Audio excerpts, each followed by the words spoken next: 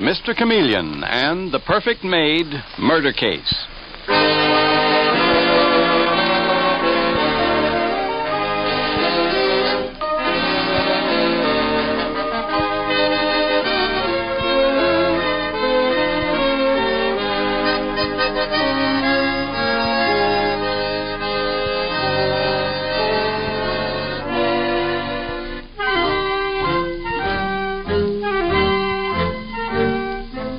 Tonight we again present the famous Mr. Chameleon of Central Police Headquarters in his famous cases of crime and murder. Brought to you by the makers of genuine Bayer aspirin. Mr. Chameleon, as you know, is the famous and dreaded detective who frequently uses a disguise to track down a killer. A disguise which at all times is recognized by the audience. Tonight we give you Mr. Chameleon in The Perfect Maid Murder Case.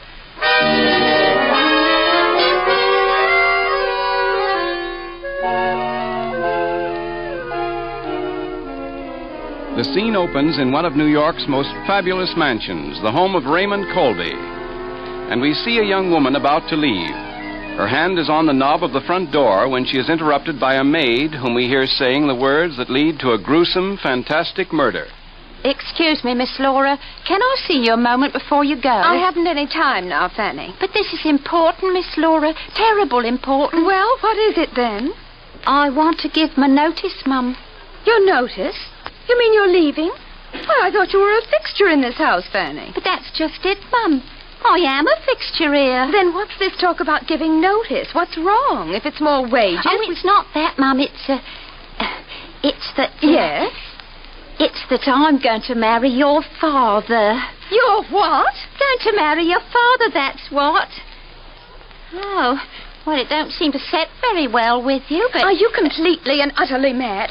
This is the most outrageous thing I've ever heard in my life. Oh, it is it? Well, let me tell you, I'm as good as you are. Pack up your things and get out of this house as fast as you can. I'm not packing, and I'm not leaving. I'm marrying into this house. Just put that in your pipe and smoke it. Get out instantly, I say. I'm not going any further than my own room. You'll find me there if you want to be coming up later and telling me you're sorry. Ta-ta, dearie. John, come here. John! Don't shout, Laura. I heard it all. Great heavens, what a mess. We can't let Father do this. He's gone mad. Oh, that cheap, terrible creature. I tell you, Laura, hysterics won't help. Besides, we don't want to wake the old man up and get him on our necks. We've got to think fast. But what are we going to do? What can we do? Oh, this is too dreadful. Listen, Laura, listen. Yes? You stay right here, Laura, and watch every door. Be as loud as you can if anybody comes. You mean Father or that horrible Fanny? Anybody. I've got the combination to Father's safe. His safe? What are you going to do, John? I know he keeps his will there. That's the first thing to do. He may have changed it in Fanny's favor. If he did, I'll burn it up.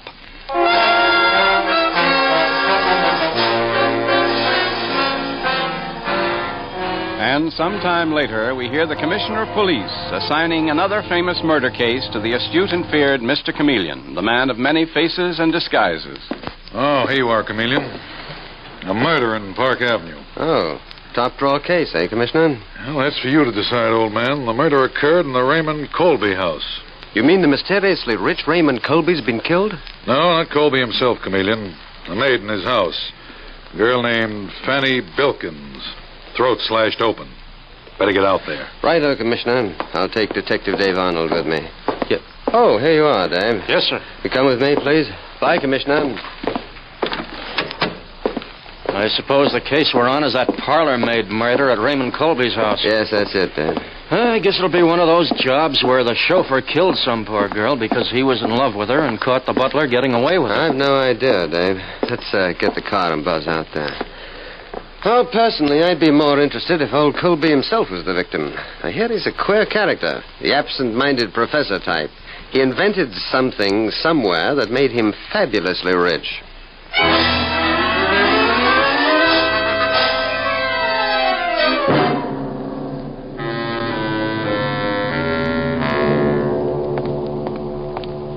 Here's the house, Mr. Chameleon. Yes, with a very pretty girl already holding the door open. Come ahead. Oh, I'm so glad you came. You are from the police, aren't you? Yes, my name is Chameleon. This is Detective Arnold. And you are, I'm Laura Colby. Come in, Mr. Chameleon. Thank you. I'm rather surprised to see you here. Surprised, Miss Laura? Why? We didn't expect to see such a famous detective as you on an unimportant case like this. Murder is always important. Judy O'Grady or the judge's lady? I see. I understand the girl who was murdered was a housemaid in your father's house, Miss Laura. Practically nothing, Mr. Chameleon, except that she was a perfect maid, really marvelous.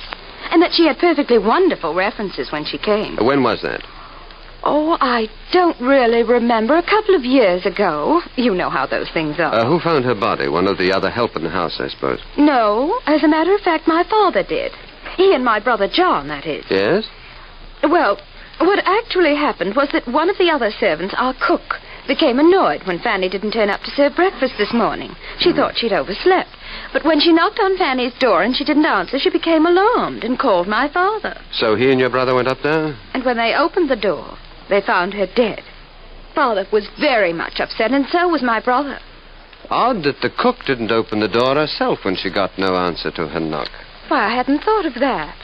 Oh, but I'm sure the cook wouldn't have killed her just because Fanny overslept. No, scarcely, Miss Laura. Dave. Yes, Mr. Chameleon? You go to the kitchen and talk to that cook. Find out what you can. I'm sure cook can't tell you any more than I have, Mr. Chameleon. One never knows, Miss Laura. She may be concealing something from you. I'll talk to the cook now, Mr. Chameleon. I know. In the meanwhile, Miss Laura, perhaps your father or your brother will take me up to see the murdered girl's body. John's in the drawing room, Mr. Chameleon. This door here. Oh, John, this is Mr. Chameleon, the famous detective. Oh, how do you do, Mr. Chameleon? Horrible thing, isn't it? But one never knows what will happen with servants these days, does one? What happened here, however, is a bit out of the usual run. Your sister says that you lead me to the murder room. Well, of course, Mr. Chameleon.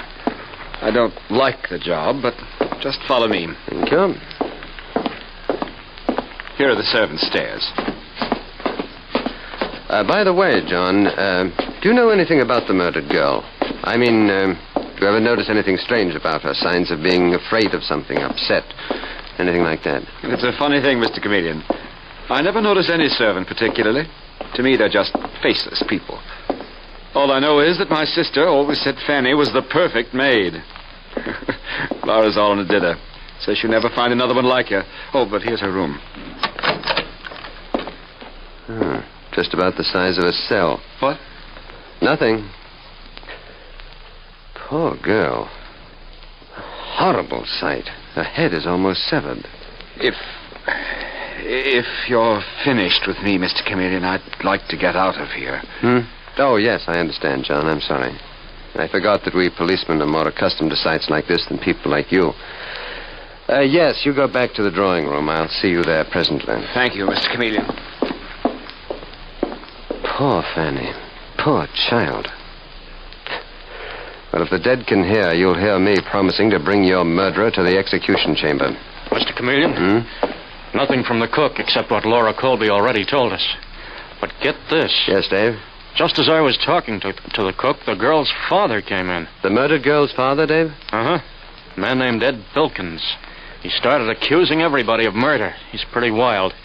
I told him to stay put, that you'd talk to him. Oh, the poor devil. Wait till you get a load of him, Mr. Chameleon. He looks like a bad customer to me. Not so sorry as he acts. But that don't mean I think he killed the girl. Dave, you call the morgue and have this body picked up.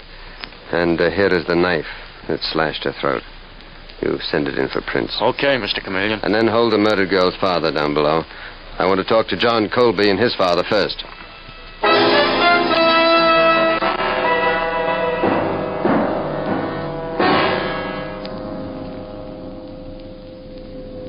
Well, John, feeling a bit more steady now? Forgive me for bringing you back to the murder room. It's all right, Mr. Chameleon. Took a drink and feel better.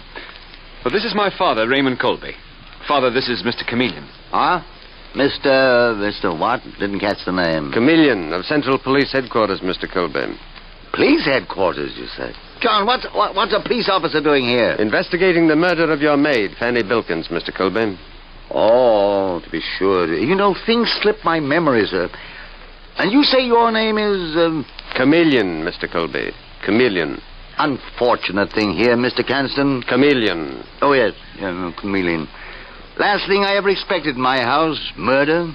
Just one of the servants. They probably got herself into trouble. Queer lot, servants. Queer lot. Never know about them. But still human, Mr. Colby. They sing and sigh, laugh and weep, feel happiness and sorrow just like you and me. Only probably suffer more. Quite right, quite right. I didn't think policemen thought that way, though. Well, what can I do for you? Tell me any little thing that you might know about the girl who was so inconsiderate as to be murdered in your quiet home. Why do you think, for instance, that she was killed?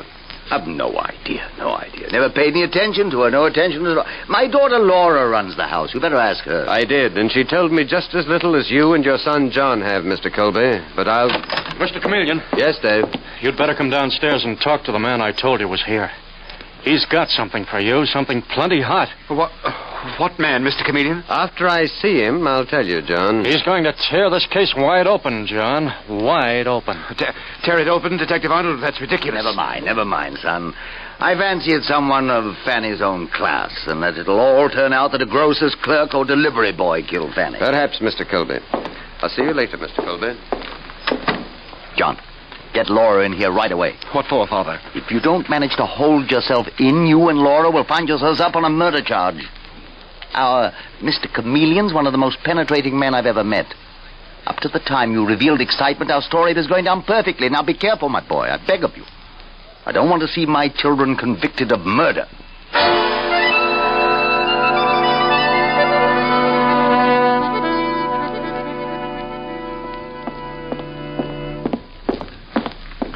What did the murdered girl's father tell you, Dave, to make you think he'd break this case wide open? You better hear it from his own lips, Mr. Chameleon. Oh? He's here in the butler's pantry. Oh, all right, Dave. Mr. Bilkins, here's Mr. Chameleon. Now tell him what you told me. It's bad, terrible I ever brought my innocent daughter to this country, Mr. Chameleon. That's how she was done in. What do you mean, Mr. Bilkins? Brought her to this country? Didn't this here busy tell you, Mr. Chameleon? Detective Arnold wanted me to hear the story direct from you, Bilkins. Now, let's have it, please. Fanny and me come from Australia, where we should have stayed. And then she'd never have gone into service in this old dupper's house. Well, I still don't know what you mean, Bilkins. What I'm trying to drive home, sir, is that Fanny wouldn't have got herself engaged to marry the old man. Do you mean to say that your daughter, Fanny, was going to marry Raymond Colby? I'm not lying when I say it, Mr. Chameleon. I warned her proper about marrying out of her class. But Fanny had got American ideas into her head quick. Wouldn't listen to her father. And it all wound up in her being killed. Butchered like an animal. Are you certain that your daughter was going to marry this fabulously rich man? Look here. Here's a wedding license, Mr. Chameleon. She gave it to me, saying Mr. Colby didn't want it round the house, feared his son or daughter might find it. But they must have caught on some other way, sir. And that's why they killed her. Dave, this is astounding. This license is genuine. Fanny Bilkins, age 24. Raymond Colby, 56. It's on the up all right, Mr. Chameleon. I had it checked myself. I'm taking the blame for Fanny's murder on myself, Mr. Chameleon. I'm her father. I should have given her a good thumping and made her leave this house. The likes of her thinking of marrying the likes of him. I always say let everyone stay in his own class. Mr. Bilkins, come with me. Where to, sir? Upstairs to the drawing room, or I think we'll find Mr. Colby and his son, John. Don't make me face him now, Mr. Chameleon. I can't face my daughter's dirty murderers. I can't do it, sir. I can't. I understand, Bilkins. You wait here, then. Detective Arnold and I will go up alone. You're a real gentleman, sir. Thank you. I'll never forget your kindness, sir. Dave, come along. If ever I saw one for the book, Mr. Chameleon, this is it. If it's true, Dave, if it's true. What? Well, don't you believe it? You saw the marriage license, didn't you? Yes, indeed, Dave. And I also saw the shifty look in the bereaved Mr. Bilkins' eyes. If I were looking for a babysitter, and it wouldn't be Bilkins. Now, here's the drawing room now. I expected to find your father and brother here. They're in Father's study, Mr. Chameleon. I've just talked to your murdered maid's father. So they have fathers, too. Just as you and I, Laura. But tell me. Yes. When was your father, Raymond Colby, going to marry Fanny Bilkins? Oh, I didn't realize detectives on duty kidded people, Mr. Chameleon. Then you didn't know? Know what? You know what. Answer the question. If you expect me to answer a ridiculous question like that, Mr. Chameleon... Are you serious? Imagine Father marrying a housemaid. It's too silly. At the door to the study, Laura? Why, yes. I'll tell Father you want to see him. Don't trouble, thank you. I'll go in alone. And you stay here. I hope I'm not interrupting, Mr. Colby. Oh. I see you have your safe open. Something lost? Father has an idea he misplaced his will, Mr. Chameleon. I'm on the forgetful side, Mr. Chameleon. I'll find it later. Why not look in the fireplace, Mr. Colby? Wait a second. In the fireplace, Mr. Chameleon? Yes, John? Yes, here is what is left of your father's will. All but the top burned away, though. Do you mind telling me why you tried to destroy it, John? My son didn't, Mr. Chameleon. Probably did it myself. I do such utterly stupid things without thinking. Like arranging to marry your housemaid, Mr. Colby? Oh, what is this, Mr. Chameleon? Father planning to marry that... That murdered girl, John. Murdered. Oh, Mr. Chameleon, what in heaven's name gives you the idea Father was going to marry her? This marriage license, John. Marriage license? John, I told you before that Mr. Chameleon was a very penetrating man. Trying to deceive him would be unfair to him and us. Then you were going to marry her, Mr. Colby? Oh, no, not at all, Mr. Chameleon. I really don't know why I took out that marriage license. Well, I'm sure it wasn't done simply to keep a perfect maid. Come, Mr. Colby, don't you think it's time to stop trying to protect your children? Why should he try to protect Laura and me, Mr. Chameleon? We didn't kill that girl. In my entire experience, I've never met with a clearer motive for murder. Never. Dave? Right here, Mr. Chameleon. Oh. What do we do, arrest John and Laura? No, not now, Dave. Bring the murdered girl's father in here immediately, and then we'll... That's what I came up here to tell you, Mr. Chameleon. Bilkins slipped out of the house while I went into the kitchen to get a drink of water. What? I sent out a general alarm for him. Have this house guarded, Dave. And get this straight, Mr. Colby. If either your son or daughter attempts to leave here, they'll be taken in on suspicion of willful murder.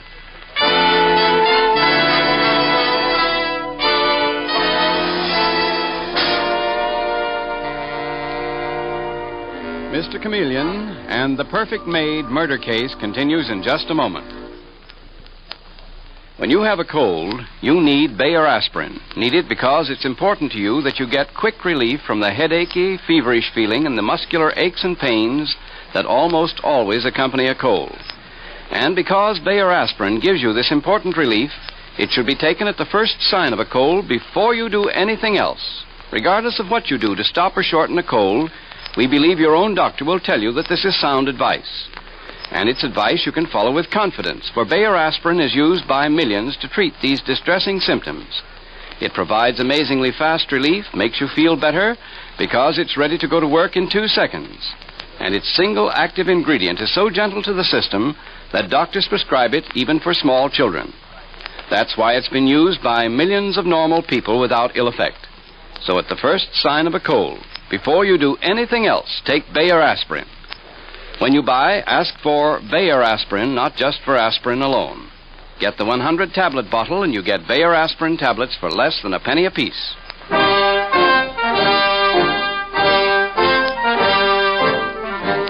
And now back to Mr. Chameleon and the Perfect Maid murder case.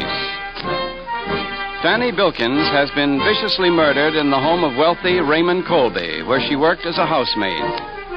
Mr. Chameleon has discovered that Colby had planned to marry Fanny in spite of the bitter protest of his son John and his daughter Laura. During the investigation, the murdered girl's father, Edward Bilkins, has disappeared from the Colby home. But an hour later, when Mr. Chameleon impatiently paces his office at headquarters, he suddenly finds that no general alarm was required to bring in Bilkins.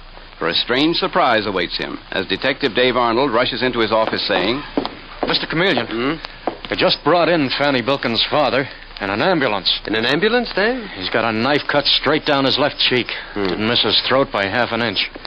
But the ambulance doc patched him up on the way in, and now he's squawking loud to see you. He says... Get him in here, Dave. Come in, Bilkins. Bilkins, what happened? Who tried to get you? I'll get down to the point without wasting words. Very good, sir. But it was a near one. Not satisfied with cruelly murdering my daughter, Fanny. Who? Raymond Colby. But I mean his son, John. But the fact is, I don't know for sure. Where did the attack take place, Bilkins? In the old duffer's study, that's where. What were you doing there? Nothing, sir, nothing. Just nosing around. It won't do, Bilkins. Out with it. Mr. Chameleon, here's a bag the boys took off Bilkins on the way in. Give it to me, Mr. Copper. I never seen it before. Fanny gave it to me. Looks like about $500,000 in jewels, Bilkins. And they look familiar. Very familiar. But I don't know anything about them. Dave, put Bilkins on detention. I got the answer to this case. Look here, Chameleon, I got rights. Those jewels were planted on me. Come along, Bilkins. Chose your own daughter, did you? I'll be right back, Mr. Chameleon. Right on. Hello? Mr. Chameleon, this is John Colby. Yes? Most of my dead mother's jewelry has been stolen. Who discovered the loss, John? Our butler did. Caught the robber in the act, but he got away. Can you come out here right away? Not just now, John. You said only part of your mother's jewelry was stolen? The butler came in the room just in time to save the rest.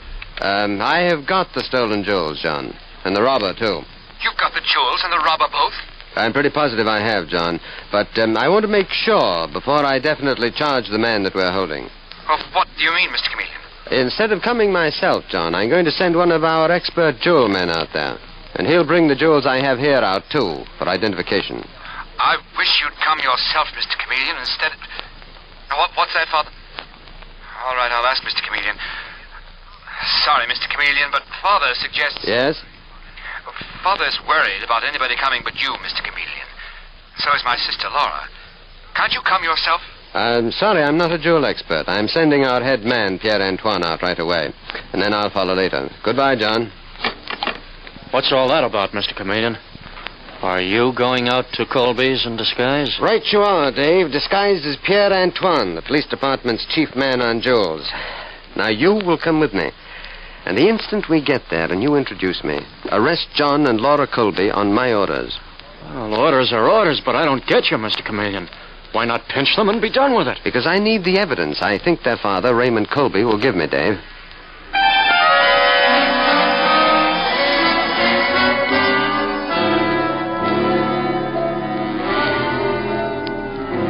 And so, a little later, we find Detective Arnold with Mr. Chameleon in his disguise as Pierre-Antoine at the murder house, as Dave Arnold says.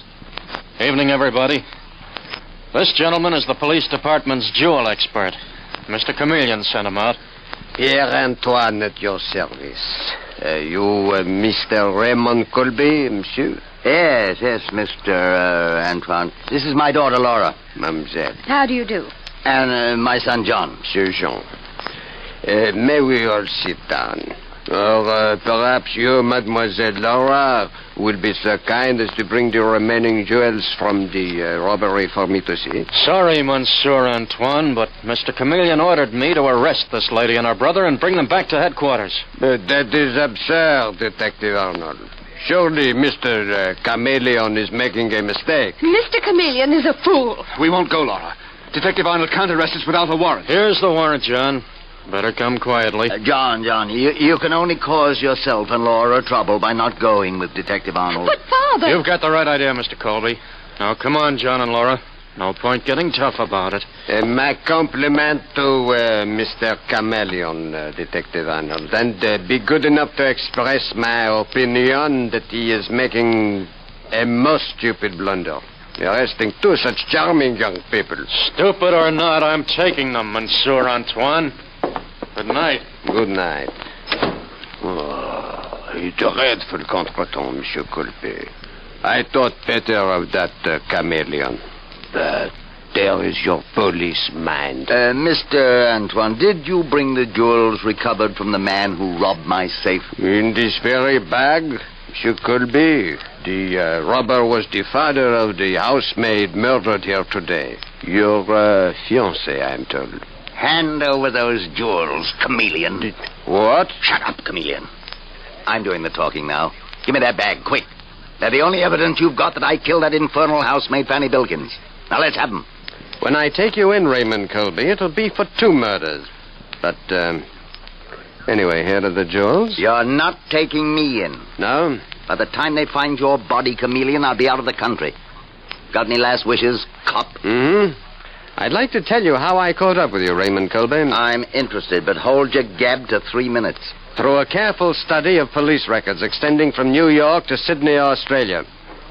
You murdered the woman who owned those jewels, Lady Ashton Burl, in Australia 5 years ago. That's past history, Chameleon, but suppose I did. The one living man who knew you did was your murdered housemaid's father, a petty criminal named Ed Bilkins. And he followed you here, forced you to hire his daughter Fanny as a maid in your house, and then blackmailed you into a promise to marry her with your mysteriously and criminally acquired wealth. Anything else, Chameleon? You've got 30 seconds left. Only this, Raymond. Don't move, Colby.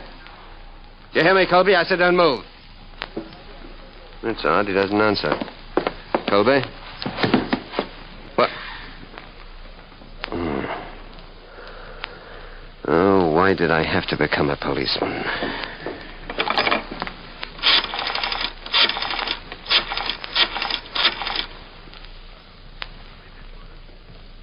Police headquarters? This is Chameleon. Connect me with Detective Arnold, please. Dave? Listen, Dave. Send the dead wagon out, please. Yes, the dead wagon. Well, I'm afraid I killed a man. Yes, the murderer of Fanny Bilkins. I hit a fatal spot by mistake. I know, Dave, it's all in the line of duty, but still...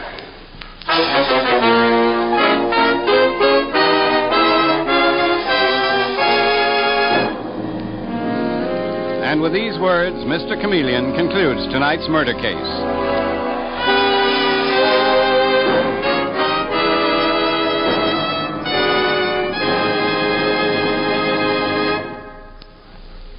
Have you ever tried breaking an aspirin tablet to give your children the dosage your doctor has prescribed? If you have, then you'll appreciate the new children's size Bayer aspirin tablets. These tablets are genuine Bayer aspirin, but they contain only half the amount of the regular size Bayer aspirin tablets, and thus you can give your child the proper dosage as prescribed by your physician, and you can do it conveniently. And because they're made so you can break them right in half, it's also easy for you to give still smaller dosages whenever necessary. Another thing you'll appreciate is that they're uncolored and unflavored and therefore cannot be mistaken for candy, and you can use them with confidence. For the fact that doctors prescribe Bayer aspirin single active ingredient even for the smallest children shows how gentle and dependable it is. The bottle and carton are plainly marked children's size Bayer aspirin. 30 tablets for 25 cents.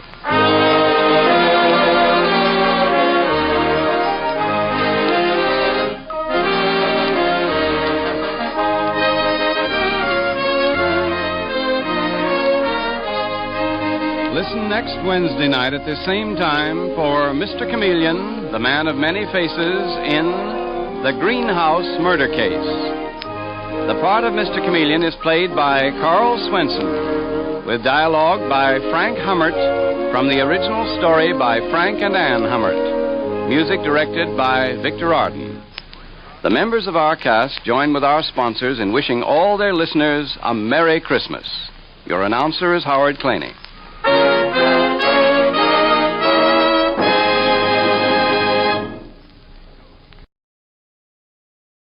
The Linux Show, starring Nick Carter, Master Detective, presented by Acme, America's great producer of fine quality paints.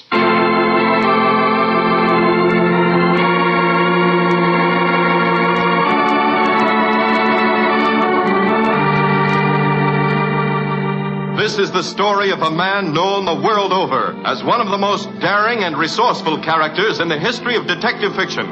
A man whose name has become a symbol of the triumph of right and justice over the sinister forces of crime and lawlessness. A man recognized as one of the great masters of deduction. Nick Carter, Master Detective.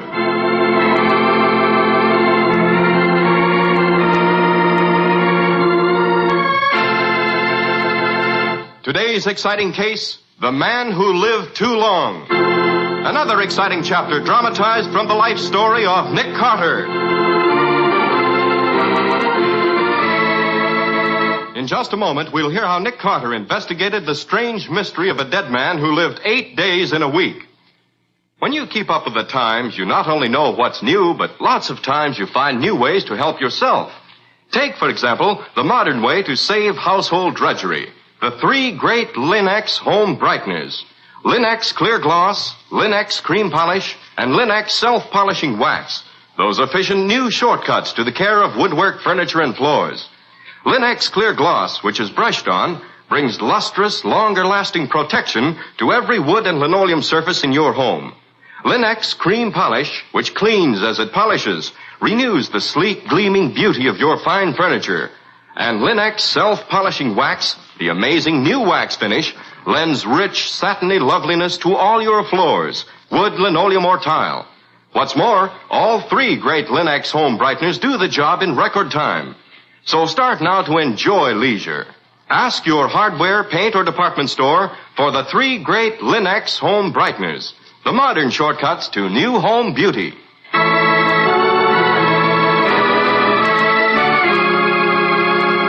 And now for today's exciting case from the life of Nick Carter.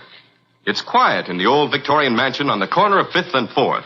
Nick Carter is working on some intricate aniline dye tests. Patsy is transcribing notes. A long, calm afternoon of intensive work is ahead. Suddenly, the telephone rings. Nick Carter's office. Patsy, is Nick there? Oh, hello, Lieutenant Riley. Say, you sound excited. Anything wrong? Plenty's wrong. Let me talk to Nick. Hold it a second. Well, what's bothering Riley today, Patsy? He won't tell me. Here. Thanks. Hello, Riley. What's on your mind? You've got to hustle down to my office at once.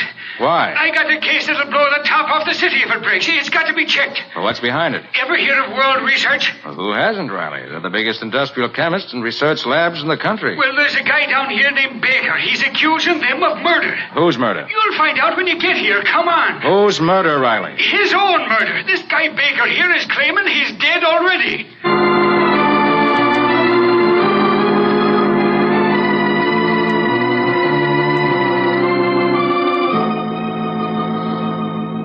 Nick, this here is Mr. Baker. Mr. Baker, Nick Carter. I want him to hear your story. Go ahead, Mr. Baker. How has World Research murdered you already? As I stand before you now, Mr. Carter, I'm a dead man. Shall be buried in a very few days. Go on.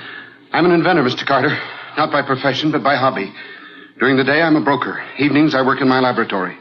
I've been doing research with a friend of mine named John Dray. You can check that. Get on with your story, man. I want you to check it to prove I'm not crazy.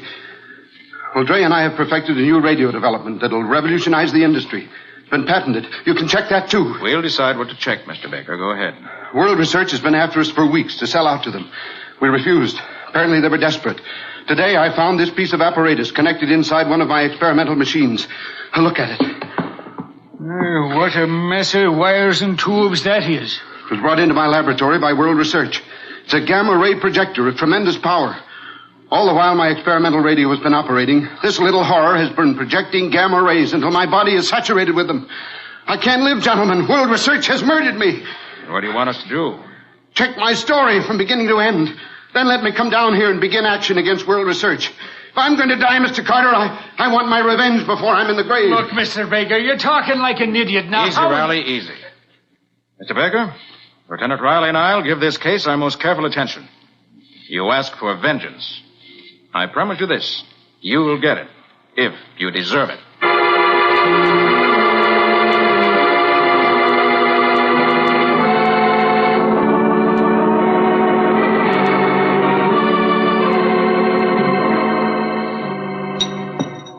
Well, Nick? I'm finished, Patsy. Is this apparatus Baker brought in really deadly? No. You mean he lied? I'm not sure. All I do know is that this so-called gamma-ray projector is just a mess of tubes and wires. It doesn't make sense. Then the whole case doesn't make sense. And why did Baker come in with that tall story? Yes. It's possible World Research may be trying to buy him out. But why claim murder? It's such an odd, impossible murder. Maybe he's wacky, Nick. I hear most inventors are. Maybe. Well, there's one way to find out. Get the car, Patsy. We're going to visit Mr. Baker in his laboratory.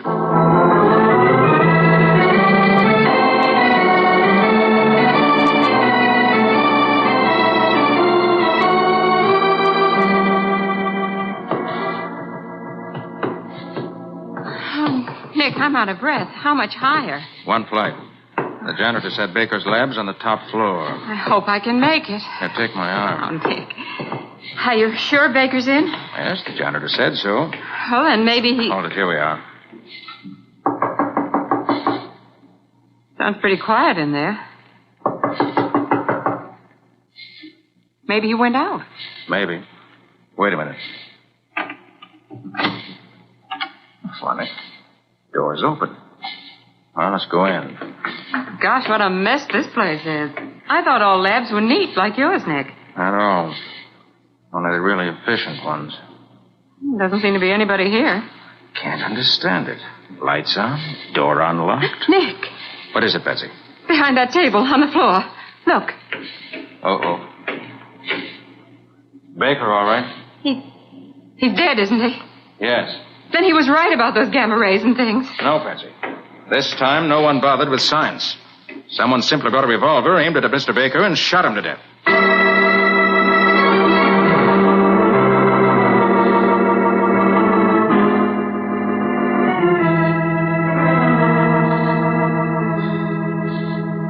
I got over here as fast as I could, Nick.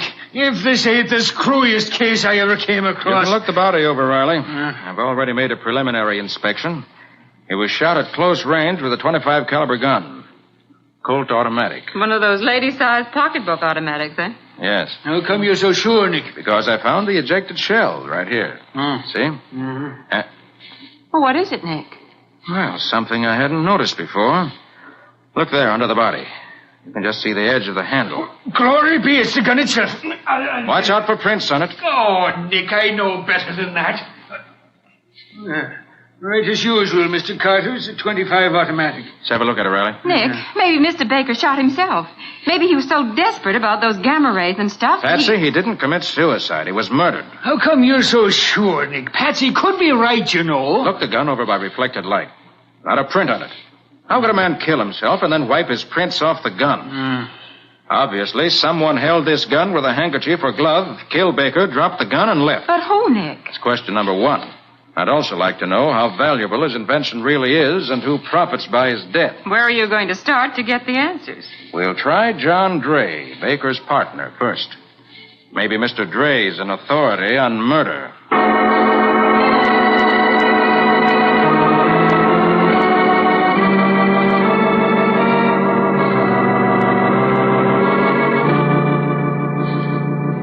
It's true, Mr. Carter. Our radio development is potentially worth a fortune. It's new and tremendously important. Look over the patent yourself. We registered it jointly. Mr. Dray, if you were partners, how is it you and Baker worked in separate labs? Research was only a hobby with Baker. He had a regular brokerage business outside. He wanted a place where he could work now and then, 3-4 hours a day. Exactly how much did World Research offer you to sell out? $250,000. And you refused, Mr. Dray?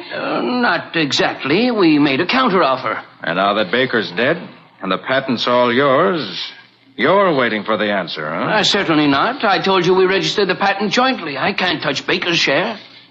Can you tell me who does inherit Baker's share? His sister, I believe, Julia Baker. She lives with him over at the... I know the address. Thanks a lot, Mr. Dray. Oh, by the way... Huh? Would it be possible to develop an electrical gamma ray projector? What? Nonsense. I thought you were a scientist, Mr. Carter. You know gamma rays can only be produced by radioactive elements. Yes, I know it. I'm just wondering if Baker knew I'd know it. Come on, Patsy. Let's pay a visit to Baker's heir.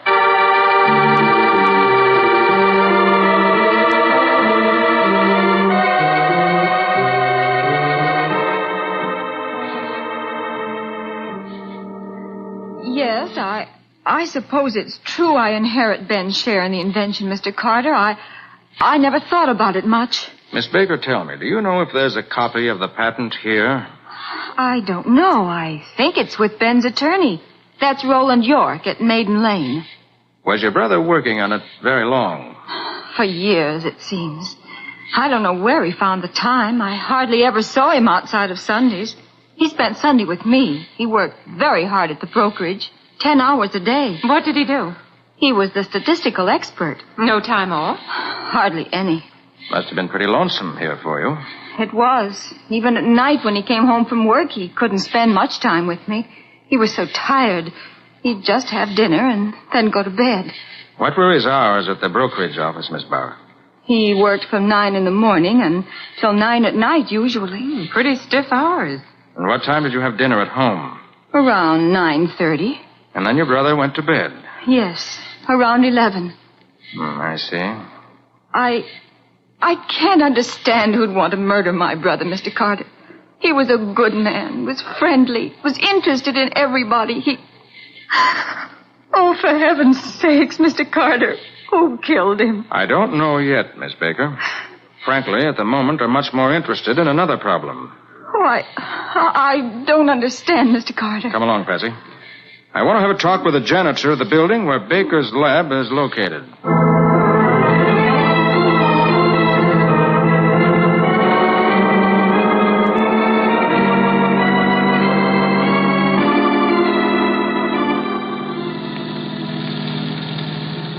Nick, does this fantastic problem that's bothering you have anything to do with Baker's murder? Maybe the crux of the murder. You mean the answer to why Baker lied about that gamma ray projector? No. Well, then I don't Wait a get minute. it. Here's the building. All right. Come on. Okay. Here's the janitor's door.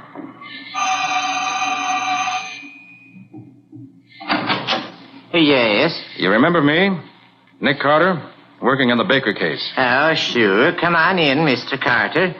It's awful hot here out on the sidewalk. No, I've only come to ask you one question. Oh, here, go ahead. When did Mr. Baker usually work in his laboratory? Why, every day. You're sure? Aye, sure. He work here every day, Monday through Saturday. He come morning sometimes, sometime afternoon, sometimes evenings. But I see him come in here every day except Sunday. He always make it a point to say hello to me when he comes in or goes out. How long did he usually work? In 4-hour stretches. That's what I was afraid of. 4 hours a day, 6 days a week. It makes 24 hours, one whole day. Where in blazes did he get that extra day? Nick, what on earth are you talking about? Don't you see, Patsy? Ben Baker... Duck, Patsy. Somebody shot at us from across the street. I saw the flashes. Oh, Nick, the janitor. He's been shot. Help me get him inside, Patsy. Quick. All right. Is he hurt badly? Patsy, this man is dead.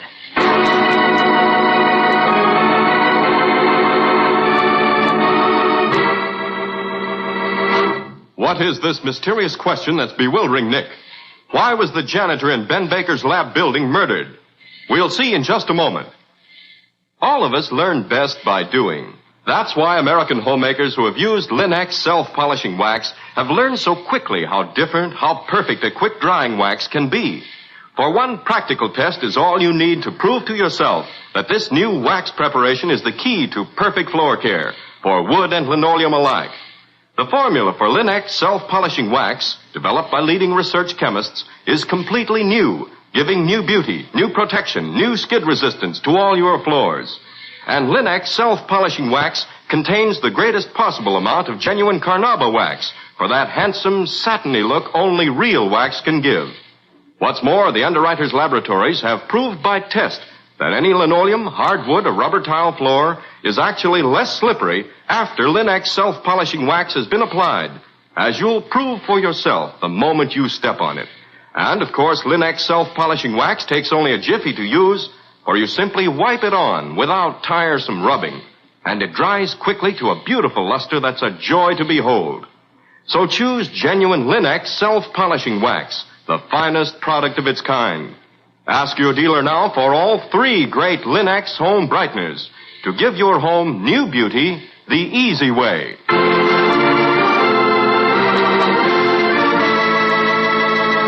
And now back to our story. The strange murder of Ben Baker, broker and amateur inventor, has faced Nick Carter with many peculiar problems. Why did Baker lie about his impending death? How important was his invention? Who would profit by his death? As Nick uncovers an even more fantastic problem, Baker's janitor is shot to death. Now we find Nick, Patsy, and Lieutenant Riley at the scene of the second murder. Nick, I'm really lost. I can't make head or tail of this mess. Can't you give us any idea of what's going on, Nick?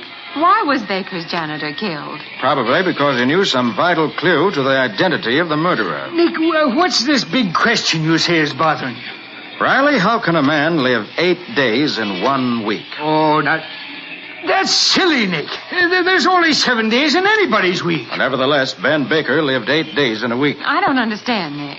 Well, listen. He worked 12 hours a day in the brokerage house, including an hour off for lunch. He left his house at 8 in the morning for work. He returned at 9:45 or so for dinner. After dinner, he went to bed. I've checked all those times, and they're all verified. Which accounts for 24 hours. But according to the janitor's testimony, he worked at least 4 hours a day, 6 days a week in his lab. That's an extra 24 hours, an extra day. Now, where did Baker get that 8th day in his week? Gosh, it don't make sense. You're telling me. Nick, what in the jumping blue blazes is going on around here? A guy comes around and says he's been murdered, and he ain't. When you check his story, you find all of a sudden he is. Then the killer knocks off a janitor after he's already given his evidence. And then we find the only one who profits by Baker's death is his sister, who's a frightened girl who looks as though she wouldn't hurt a fly. Wait a minute. Baker was knocked off with a .25 automatic. It's a woman's gun. But Baker accused World Research. What have we got to do about it? Get a search warrant, Riley. Meet us down at the office of Baker's attorney, Roland York. I want to get a look at that patent.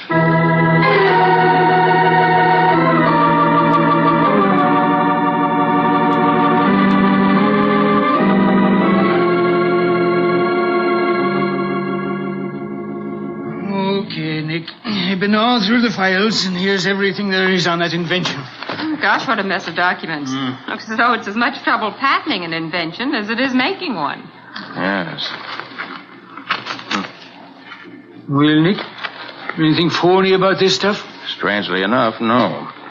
Apparently, Baker and Dre have worked out quite a brilliant improvement on radio-television transmission. It's not epoch-making, but it's the sort of thing that can cut costs of transmission 50%. Patent seems to be legitimate. Made out by Baker and Dre jointly. That's what Dre said. Here's something. Baker's share goes to his sister when he dies. That's what she said. But here's something no one mentioned. What's that? If Baker and Dre both die before commercial exploitation of the idea begins, Roland York, the attorney, acquires all commercial rights subject to the obligation to pay both heirs their fair share. Are you thinking what I'm thinking, Patsy? I know what you're both thinking. That maybe John Dre's the next man scheduled to die. That may be true, so let's get busy. All right. What do we do? We're up against a shrewd killer, and we don't know exactly what he's after. Although I have a hunch, if we knew where Ben Baker got his extra day, we'd be a lot closer to the solution. Riley, get hold of Roland York. Yeah? Hold him for questioning, as tactfully as you can. Right, Nick. Patsy, you and I are going places. Where, Nick? To John Dre's laboratory. To protect him? Maybe. Also, maybe to find Ben Baker's extra day.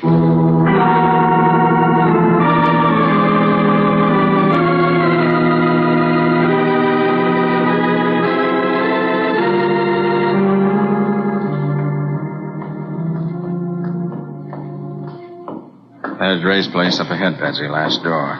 The light's on, Nick. Gosh, maybe Dre's been killed already. You're remembering the way we found Baker, huh? All right, let's go in. Oh, who's that? Oh, sorry, Mr. Dre. You startled me. But we are... Right, Patsy. Who are you? Oh, let me introduce myself, Mr. Dre. My name is Kent. I'm from World Research. What are you doing here? Why, I was sent over to express our deep sympathy for your recent bereavement. So? And also, you understand how embarrassing it is to talk business at such a time. Go on. Oh, and also to say that your counter-proposal is really much too high. You think so, huh? You must reconsider, Mr. Dre. Now that Baker is dead, huh? I don't understand. Baker was the one who was holding out for the high price, wasn't he? Well, Mr. Dre. Now that Baker's out of the way, you brazenly come here hoping you can persuade me to accept a smaller figure. I assure you. Nick? Yes, Patsy? I just realized maybe it isn't Roland York. Maybe Baker told the truth about World Research. Maybe the patent does threaten their business. Why, maybe they... Did I hear you call this man Nick? Well, I had assumed I was speaking to Mr. John Dre. Do you mean to tell me that I... What's the meaning of this? What are you people doing in my lab? Investigating murder, Mr. Dre. So I was right. You are an imposter. This is outrageous. How dare you... Mr. Carter, will you have the goodness to explain what's going on here? Oh, it's really quite simple, Mr. Dre. We came here to throw a little light on the murder mystery. Patsy. And what... Yes, Nick? Say that again. Say what? Really, Carter? This is ridiculous. Quiet, please. Repeat what you said, Patsy. Well, I said we came to Mr. Dre's laboratory to throw a little light on the murder. That's it, light. Light in the laboratory. And that's the explanation. The explanation of what? Ben Baker's extra day. I think I know where he got it. Come on. Where to? Let's go have a look at Baker's electric meter.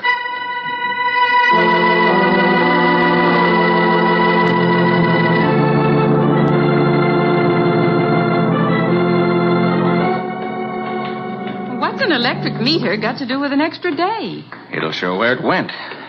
Here, through this door. Down to the cellar. Watch your step. It's pretty dark, Nick. I've got a flash. Gosh, the cellars in these old loft buildings are creepy. Like catacombs. Yes. It's so deep, these stairs go down forever. We won't be long. Flash your light around, will you, Nick? Afraid? Only of mice. Careful, here's the bottom. Don't trip. All right. The floor's pretty broken up. Now, where are the meters? Oh, there they are, Nick. Over there against the far wall, behind that pile of barrels. All right, come on. Who's the killer, Nick? Do you know? Not for sure yet. But I've got a pretty good idea. Maybe Julia Baker isn't as weak and helpless as she seems. Maybe. Maybe I was right about World Research. Maybe. Maybe Roland Jock got ambitious. Maybe. Can't you say anything but maybe? Here's the meters. Let's see. First, second. Oh, there. Top floor offices. Baker's was 6R. There it is, on the right. Yes, and there, I hope, is the solution to the case. Where? On the dials. Read off the kilowatt hours. But why, Nick? Because when we compare the meter reading now with the reading a month ago, we'll find that very little electricity has been used. Nick, I can't follow you. What is that? Now, Patsy, behind these barrels. It's the killer. Nick, we're trapped. No, Patsy, not quite. Let him come a little closer. When I give the word, help me push these barrels over. All right, now, Patsy.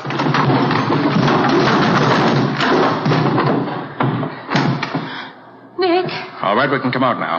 Our friend's been knocked cold. We'll find him under a couple of crates. But who is it, Nick? Put your light on quickly. In a second. I'll be happy to illuminate the very unattractive face of your murderer. And there you are. Gee, Nick, that's... Yes, Mr. John Dre.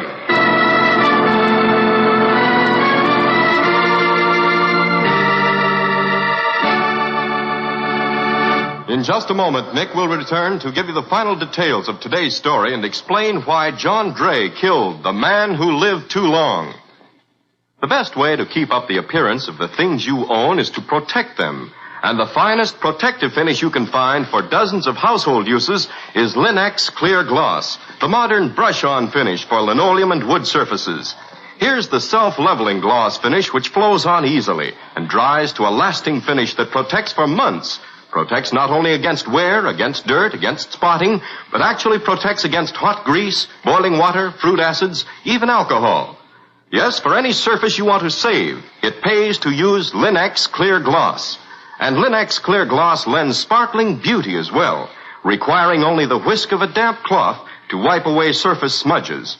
Give your floors and woodwork the gleaming luster, the sturdy protection of Linex Clear Gloss, the finest in household finishes.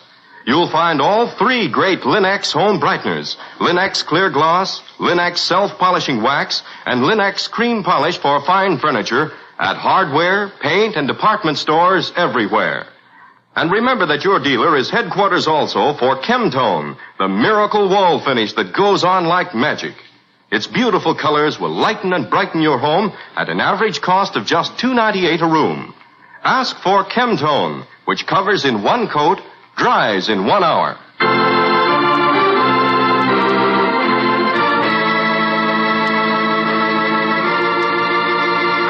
And now let's hear from Nick Carter himself. Nick, where did Baker get that extra day? He didn't, Ken. That's the point of the whole case.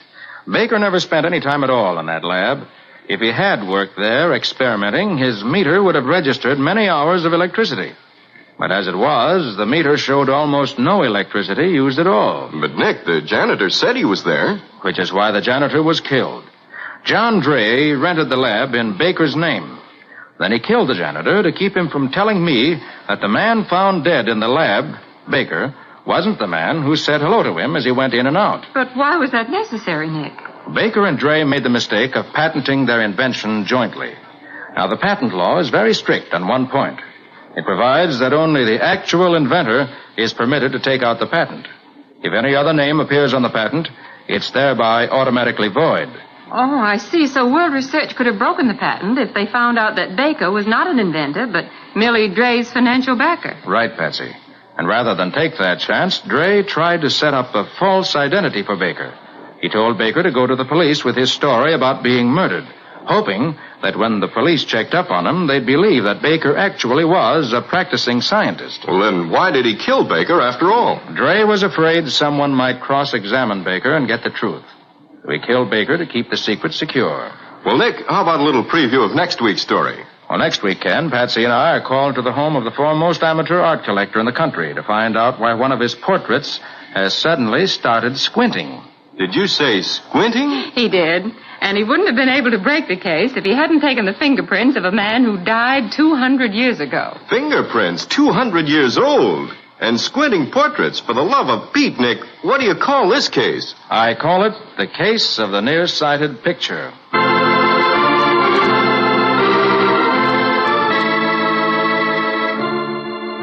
Friends, today is the second anniversary of the United States Cadet Nurse Corps. And today, America has urgent need of 60,000 cadet nurses. Every cadet nurse is a girl with a future. The United States Cadet Nurse Corps offers all-expense scholarships, plus monthly allowances and uniforms to high school graduates under 35 who are in good health. And candidates joining 90 days prior to the war's end will be allowed to finish their training. Don't overlook this opportunity to serve. Inquire at your local hospital now. Join the United States Cadet Nurse Corps and do your part.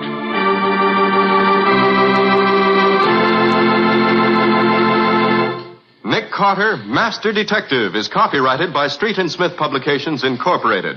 Lon Clark is starred as Nick with Helen Choate as Patsy. Original music is played by George Wright.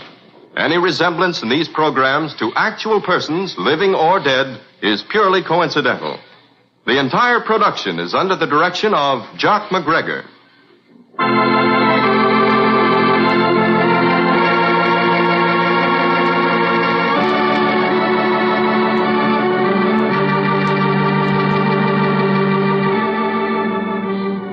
Nick Carter, Master Detective, is presented at this time and over these same stations each week by the three great Linex home brighteners.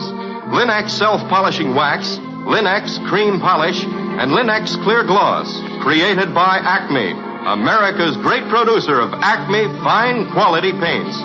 This is Ken Powell speaking for the thousands of Linex dealers all over America and saying so long until next week.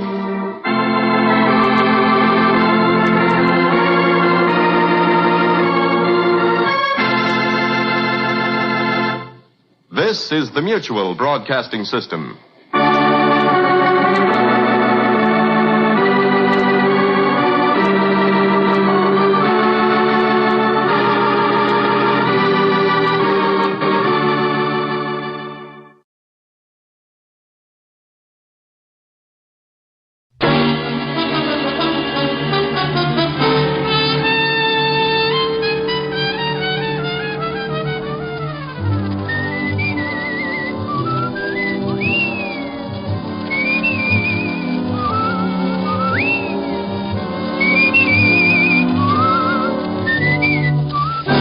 National Broadcasting Company presents Dick Powell as Richard Diamond, private detective.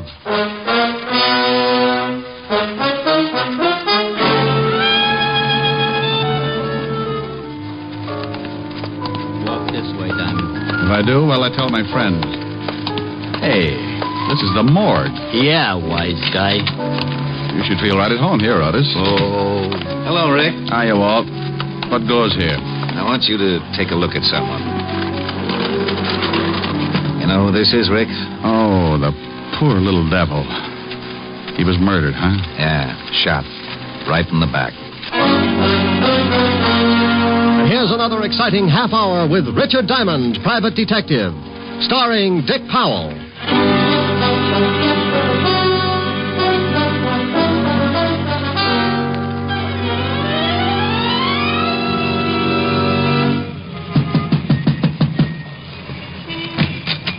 Yeah, you want something? How do you do? Are you the manager of this little haven of rest? A boarding house. I run it. I heard you both times. What do you want, huh? What do you want? Information. Your move. You nuts or something, huh? You nut? I'm looking for a girl. What's the matter? Read the sign. It says rooms for rent. Rooms. Beat it. You know, if you ever get around to running at 33 1/3, you'll save a lot of breath. Smart guy. Real smart guy. Now, I got to work.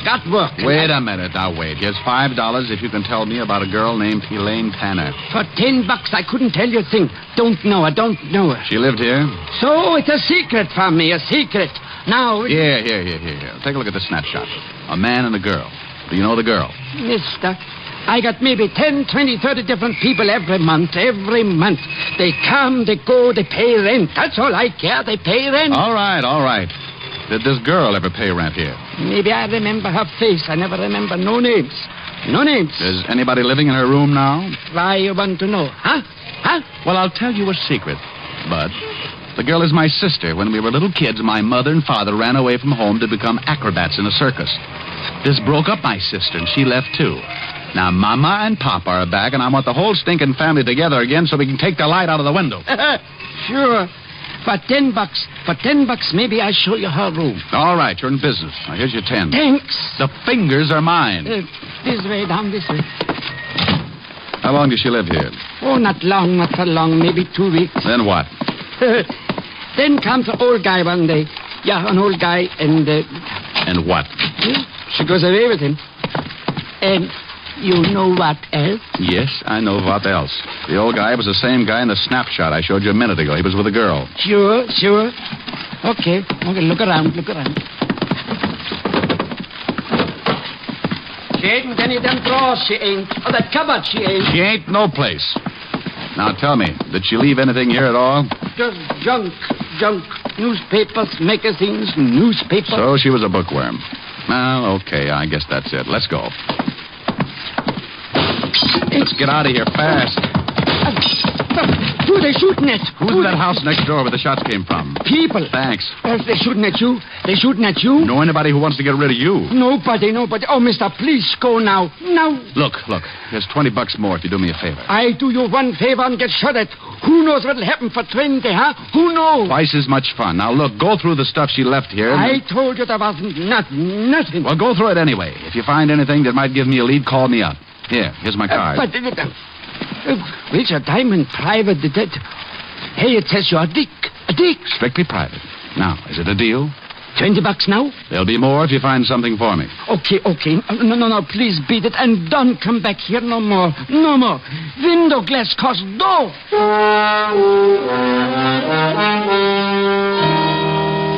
I knew it wouldn't do me any good to look at the house where the shots came from, because whoever played me for a clay pigeon would get out fast.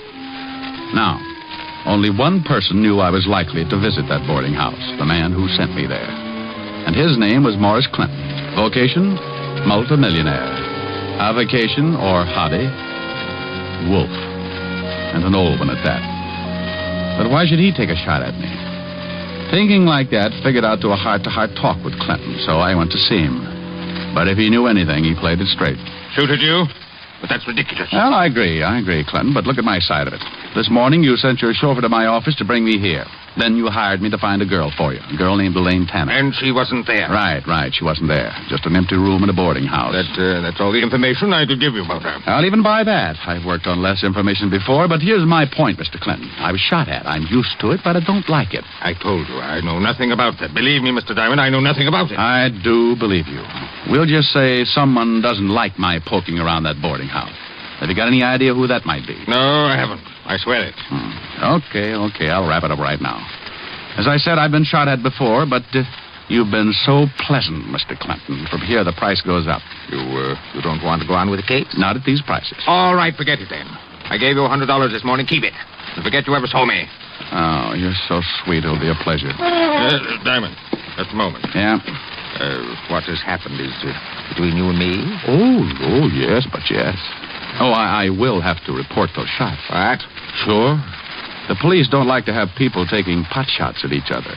It makes for confusion in a big city. Wait, Diamond, wait. Something else, Mr. Clinton? I have my own reasons for not wanting anyone else involved in this. I'm sure you and I can come to an agreement. Oh, well, it's just possible, Maury, that you and I may not see wallet to wallet. What would you say if I offered you $1,000 bonus to keep on the case? Offer or suggestion? I'll make it a deal. Put it on paper. A check. Can I trust you? Okay, Clinton, if you feel that way about it. Post date the check. A week from today. If I don't show up with Elaine Tanner by then, the check is yours again. Uncashed. Very well. Here you are. Thanks. So long, Mr. Clinton. I'll keep in touch. Where are you going now? Back to my office to wait for a phone call from the little guy at 118 Parker Avenue. Oh. Well, hello there. Did you hear everything you wanted to? I beg your pardon, sir. I was just coming in to ask Mr. Clinton if I should drive him anywhere this afternoon. Oh? Christopher, come in here. Right away, Mr. Clinton. Excuse me, Mr. Diamond. Yeah, sure. So long, Christopher. The minute I left Clinton and Chris, I began to get that lousy feeling again. The only thing that made me feel anywhere near normal was the thought of the $1,000 that would be mine in 7 days. For $1,000, I'd stand up for target practice for the big mole. I didn't have much to go on, just the knowledge that old man Clinton wanted me to find Elaine Tanner and that somebody, who up to now had proved to be a bad shot, didn't want me to find her. With that peaceful thought in mind, I sat in my office hoping for a call from the little manager of the boarding house on Parker Avenue. I'd been waiting about an hour, and then... save your knuckles and use a fire axe. Come on in. Hello, Mr. Diamond. Well, Christopher. All your driving finished for the day? Mr. Clinton sent me to see Mr. Diamond. This is the second time today. What's he trying to do, make dear friends of us? Not exactly, Mr. Diamond. He wants that check back. What? He's changed his mind. Oh, from what I know of him, it needs it. He wants to call off the whole thing. Something happened. Elaine Tanner show up? No. Oh, and he sent you to get the $1,000 check back. That's right, Mr. Diamond. Oh, I know an easier way. Why doesn't he just stop payment on the check? I'm only carrying out Mr. Clinton's orders. Are you? Why do you ask that? It seems a little offbeat, Chris. This morning he hires me, then he fires me, then he hires me, now he fires me. Monotonous, isn't it? May I have the check, Mr. Diamond? Not before I call Clinton and ask him a few things. You just don't seem to understand, do you? I want Mr. Clinton to explain. Take your hands away from that phone. Oh, gun. I know how I hate him. No need to be afraid of this one unless you get stubborn. Let's give Clinton a ring. Keep your hands on top of the desk, palms down. So we're going to play table tilting, maybe? And stay sitting. Listen, Chris. How do you like your hair parted, Diamond? On the side or right in the middle?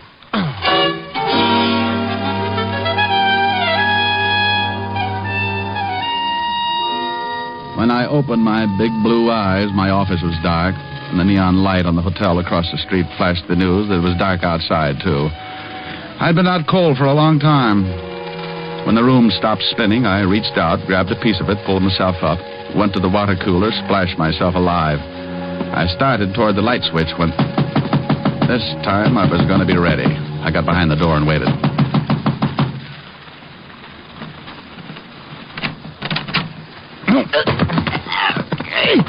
Hey, what's the idea?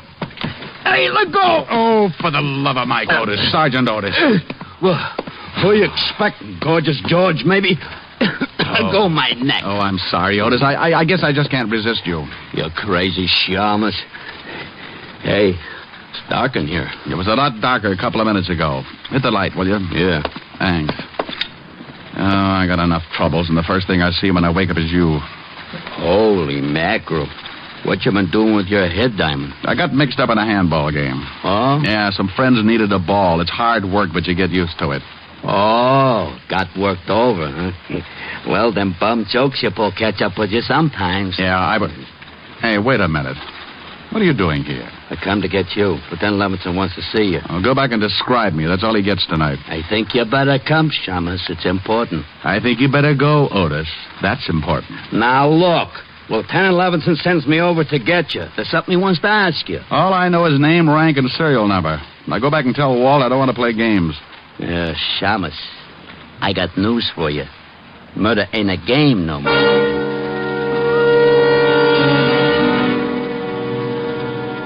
That's all Otis would tell me, but I didn't like the way he kept looking at me all the way to see Levinson.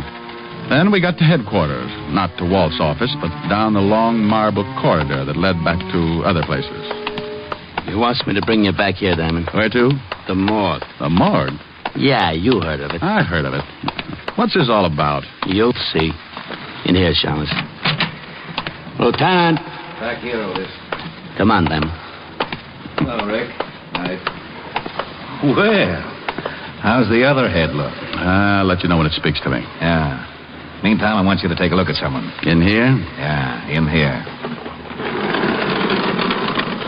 You know who this is, Rick? Oh, the poor little devil. Poor devil. What do you know about him? Well, he was manager of a boarding house. Cheap walk-up on Parker Avenue. That we know. What else? He was murdered, huh? Shot right in the back. Rick, unless I knew you were tied in, I wouldn't have you here. You want to talk about it? Somewhere else, Walt. Sure. Come on.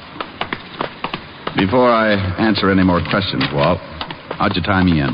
He had one of your business cards in his hand. He was shot while he was standing at the phone in the hallway of that boarding house. Did he call you, Rick? I didn't get a call from him. Got any idea why he wanted you? Maybe, maybe not. All depends. On what? Walt, listen. I will in my office. Wait outside, Otis, and I'm busy. Get it? Sure, I get it. Wait a second, Rick. Now, here's a gun, 38 police special. Take a good look at it. I've seen it before. It's mine. How did you get it? The ballistics report says this gun killed the little guy back there. Did you check it for fingerprints? Yeah, and they were all yours. Will you have Otis come visit me and bake a cake with a file in it? Oh, cut it out, Rick. I know you didn't kill him, but I've got to tell the commissioner something. He's funny that way. I was in my office when the guy was shot. I was out cold. You got any proof? For you or the commissioner? For the commissioner, you egghead.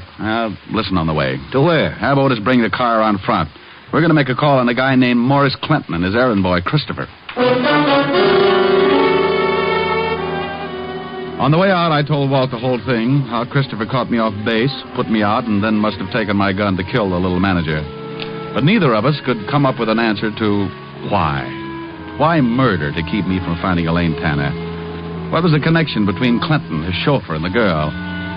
I thought maybe Clinton would give her the answers when he learned there was a murder tapping at his door. So you want to see Christopher, Lieutenant Leveson? If you don't mind, Mr. Clinton. No, not at all. I'll call him. Real loud, Mr. Clinton. Of course. Christopher? Christopher? You're sure he's here, Mr. Clinton? Oh, yes, I am, of course, Lieutenant. Call again. Christopher? Christopher? I don't think he'll hear you. Why not? I'm not deaf, Mr. Diamond. Rick, is that Christopher? Yeah, this is Chris, all right. And I owe him a haircut. Now, lay off, Rick. I'll handle this. Christopher. Yes, sir? Where were you about 2 this afternoon? Why, right here, working on the car. Correction. Working on me. I beg your pardon. Oh, come on.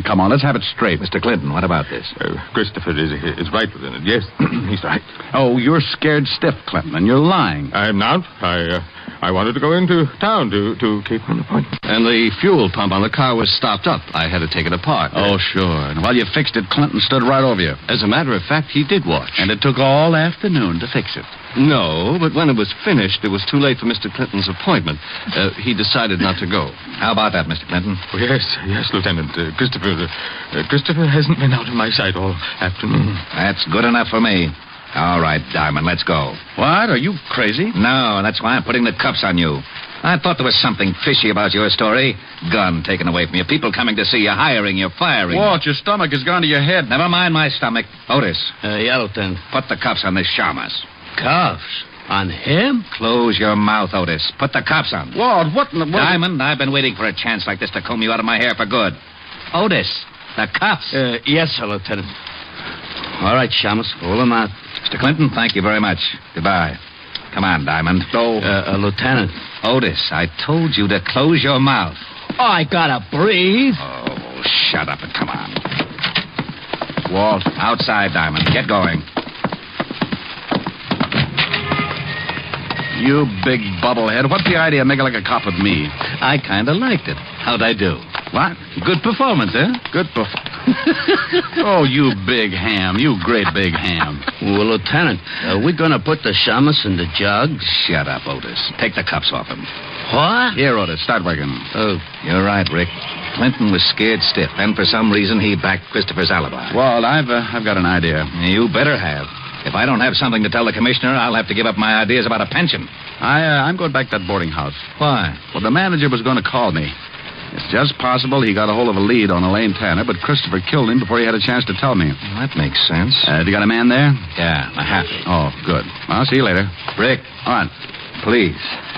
For the sake of my stomach, don't slip up. You're my only suspect without an alibi. Thanks, Walt. See you later. Yeah. Oh, Walt. What? Bottoms up on the bicarbonate.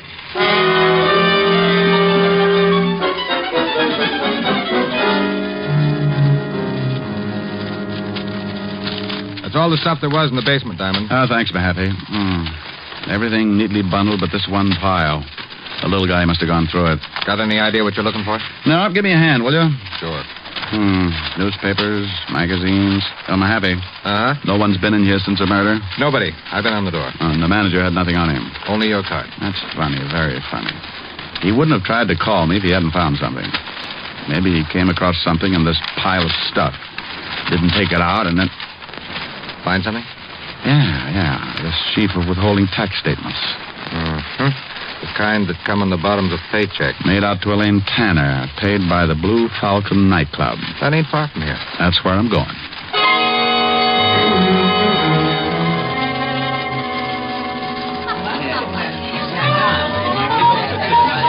Yeah, sure. Now I remember a kid that named Tanner. Yeah, used to work here on the line. Thanks, bartender. Where's she now? Well, Mr. Me, I know from nothing about her, but she was good friends with one of the dolls in the line, gal named Gladys. Where can I find this Gladys? Dressing room, straight back, turn left. And knock on the door, huh? What for? They dressed that way for the show anyway. I'll keep both eyes closed. Sure, straight back like I said, then first turn left.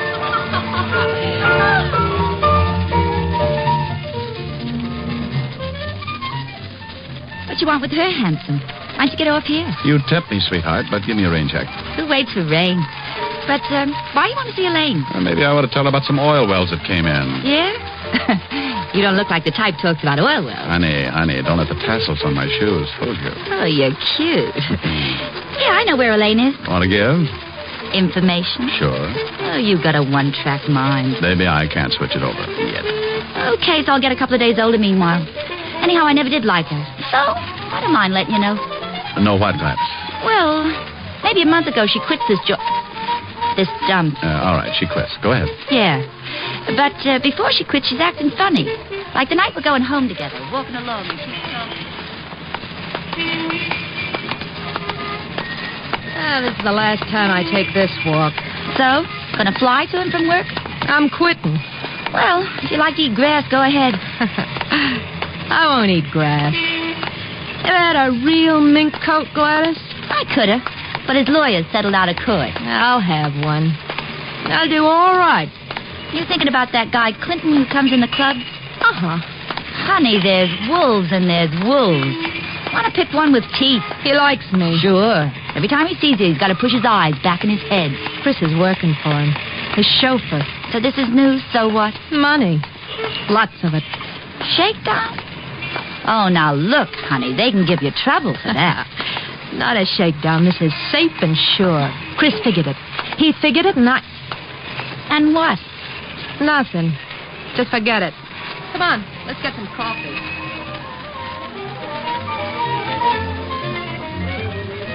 And that's all she says. Now, where can I find her? Oh, I'll tell you where I think she is. Here's the address. I wrote it down. Thanks, Gladys. I'll see you again. Yeah. See more of me. Is that possible? This costume's for the first show. We save up for the second. I'll be here for the last show. Oh, what you said. So long, handsome.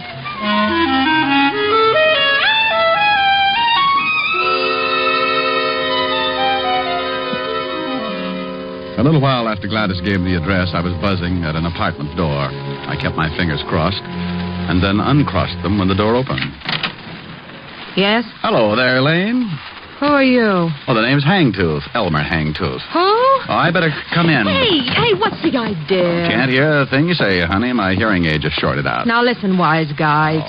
Oh, Elaine. Chris sent me. Chris? Yeah. He said to tell you everything's okay. The heat's off.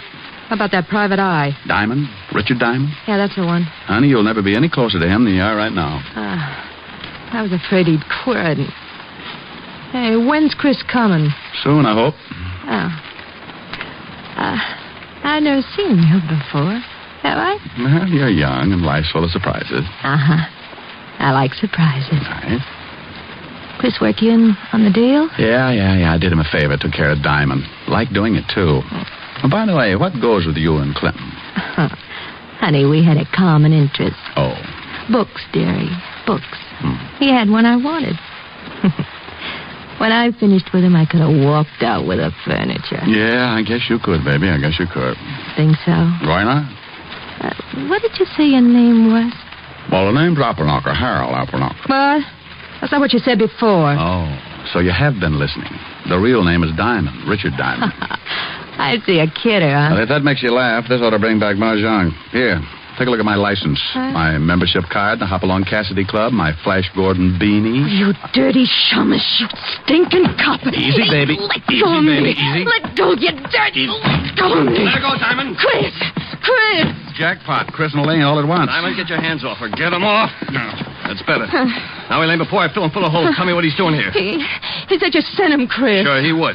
Elaine, you ready to get out of here? Yeah. Okay, hand me a cushion from the sofa. Want to take a nap, Chris? I'll laugh at your funeral, Shamus. Hold a cushion over the gun. Nobody hears the shot. Better not, Chris. Elaine, start out. I'll be right behind you. Yeah, all right, Chris. Got the book? Yeah. What book? Shut up. Get going, Elaine. Chris, let's talk this over. Funny, you just finished talking, Diamond. Chris! Elaine, what's the matter? My book. Give it to me. Clinton, Doug, get out of the way. Diamond, you...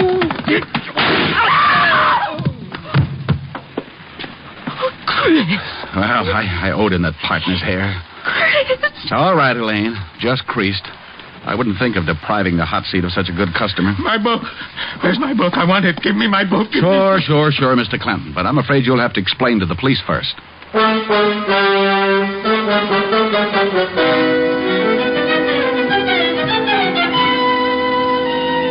telephone call to the 5th Precinct brought Walt and Otis to my rescue. Otis used the siren. Loved it. I told Walt the book old man Clinton kept screaming about had me a little confused, that I wouldn't be able to relax until he found out just where it fitted in the case. He promised to find out the answers as soon as he took Chris, Elaine, and Clinton back to the 5th Precinct. I told him to call me at Helen's. Rick, what about that check for $1,000? Is it any good? Well, the check's post-dated. I doubt if Mr. Clinton will honor it now. It's too bad. We could have celebrated. So all you got for your trouble was $100 a day in expenses. I'll get it. Grant's Tomb, the general speaking. Rick? Yeah? Walt? Yeah. You sitting down? Why? You can tear up that check Clinton gave you. He won't honor it. He's mad about having to go to jail. Oh, I was way ahead of you about the check. Why did Clinton go to jail? What did he do? You know that book he was yelling about? What about it? Well, it's an original Sir Francis Bacon manuscript. How would you know? I hate to admit it, but Otis told me what it was. You know, Otis is excuse me, Lieutenant. It's bibliophile. Shut up, hammerhead. Okay, so I work for nothing. Rick. Yeah? The book is worth $30,000. It was stolen 18 years ago from the Fine Arts Library in Washington. Old man Clinton bought it from a fence. That's why he couldn't go to the police. Oh, so Chris and Elaine hijacked it, huh? Probably had a sale for it. Yeah, Rick. There's a $1,500 reward for that book. So what? It's yours. Hey, wait a minute, Walt. Helen, put your ear next to the receiver. Oh, all right. Walt, say that again. Say what again? What you just said. Did I say anything? Well, sure you did. Are you sure? Oh, now cut it out, Walt. Say it again about the reward. Oh, that. There's a $1,500 reward for the book. Thanks, Walt. Bye. Bye. Well, baby. Well, we're going to celebrate after all. $1,500. Oh, Rick, that calls for a real celebration. Sure. Well, don't go away, darling. I'll be right back. I won't be long. Oh, Rick, there's a new song on the piano. Why don't you try it? Okay, I set my pajamas and put on my prayers. Well, that's pretty silly, but...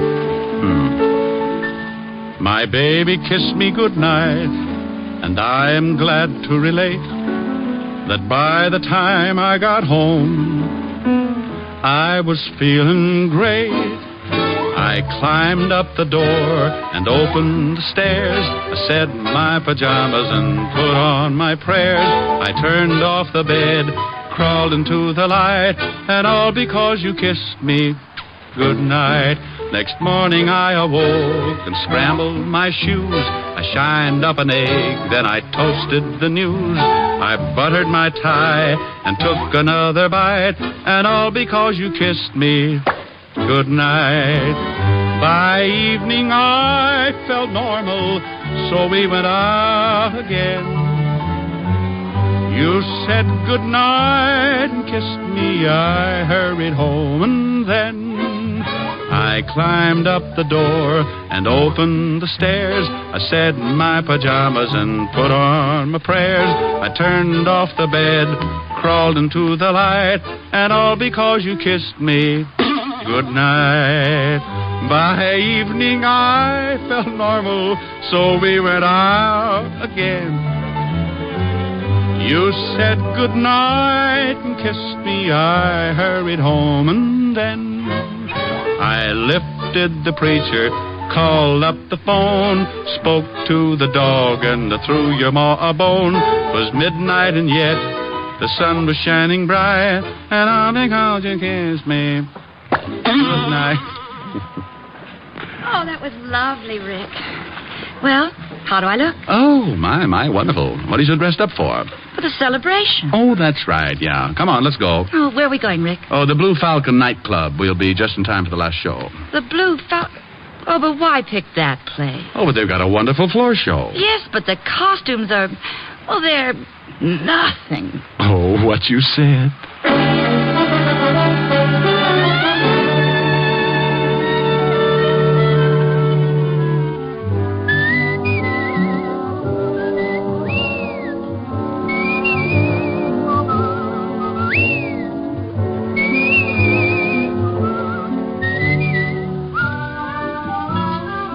You have just heard Richard Diamond, Private Detective, starring Dick Powell.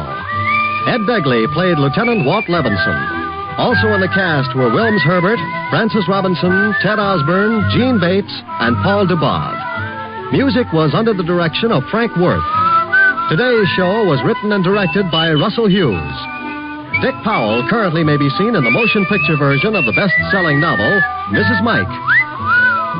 This is Eddie King inviting you to be with us next Sunday at this same time when we will again bring you Dick Powell as Richard Diamond, Private Detective.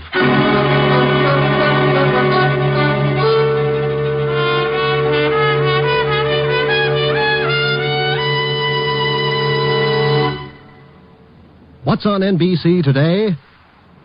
Ezio Pinza, dynamic singing star, plays his first starring dramatic role today on Theater Guild on the Air, with Madeline Carroll and Linda Darnell co-starred. And you'll also want to listen to the Phil Harris Alice Faye Show and the Adventures of Sam Spade right before Theater Guild.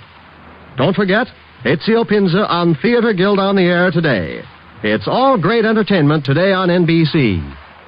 Your tune for the stars on NBC.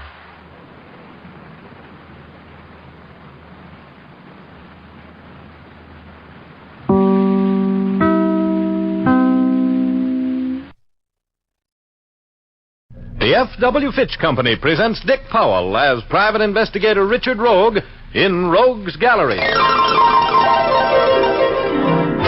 a while, let a song be your style. Use Fitch shampoo.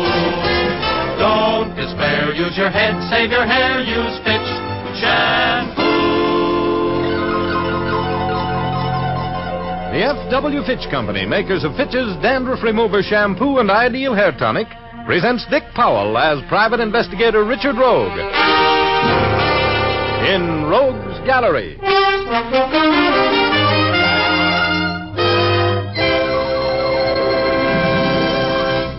Rogue speaking. This Saturday night I'm going to spellbind you, Val.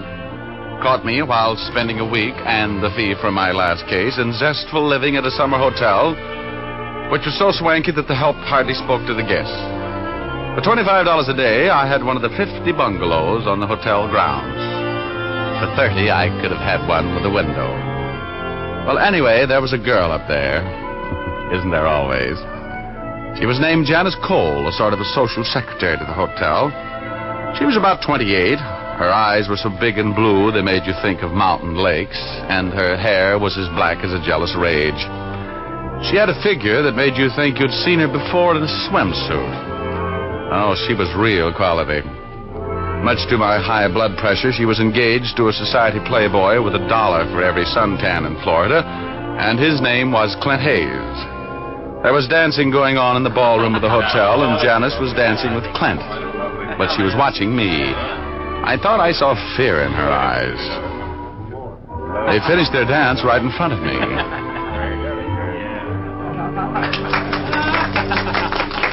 Well, I certainly enjoyed that exhibition, Clint. Glad you liked it, Rogue. Dancing with Janice is a wonderful way to spend an evening. I believe that. Well, how about the next one, Janice? Oh, I can't, Richard. I don't feel very well. Oh, really, darling? Yes, I think I'll go to my cabin, Clint. I have a terrible headache. Well, I'm sorry to hear that, dear. Is there anything I can get for you? I've got some aspirin. Oh, no. I think I'll just lie down for a while. I'll be back as soon as I feel a little more like enjoying the party.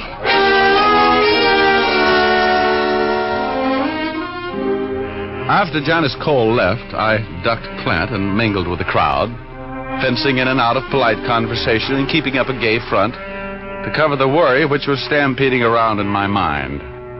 I couldn't forget the lost look in the eyes of Janice Cole, a look that was so full of fear and hopelessness that it haunted me. I decided, after sweating out 30 minutes of wondering why she was so frightened, to drop by her bungalow and have a fatherly chat with her. I casually worked my way along a chain of conversations to the open door and faded unobtrusively out into the night. There was a light in Janice's bungalow. I walked rapidly toward it. The door was ajar.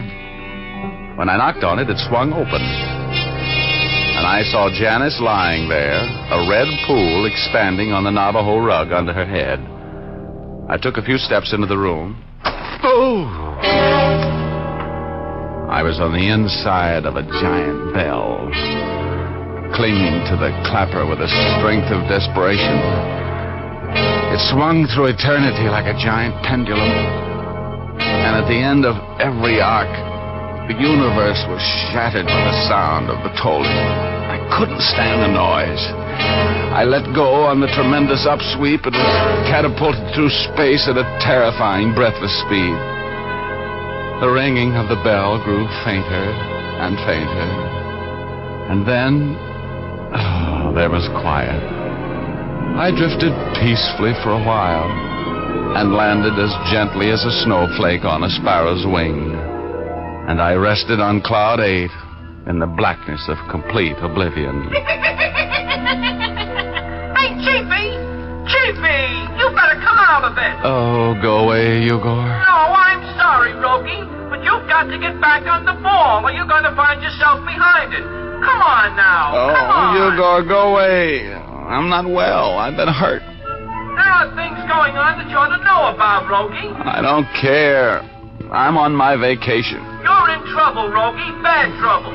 Remember that dead girl? Yeah, I remember. Well, what are you going to do about it? Let him get away with it? Oh, I don't want to talk about it. Let me alone. Well, I guess you've been hit on the head once too often, Rogie. Lost your nerve, huh? What do you mean, midget? No fight left in you. It's too bad. I've got plenty of fight left in me. What's going on down there? Well, you better go down and see, Rogie. Come on. I'll help you over the side. Okay. Come on, give me a push, Igor. Oh, you're a fine alter ego, and I'm proud of you. I try to take care of you, Chiefy. Over you go, Rogie. Over you go.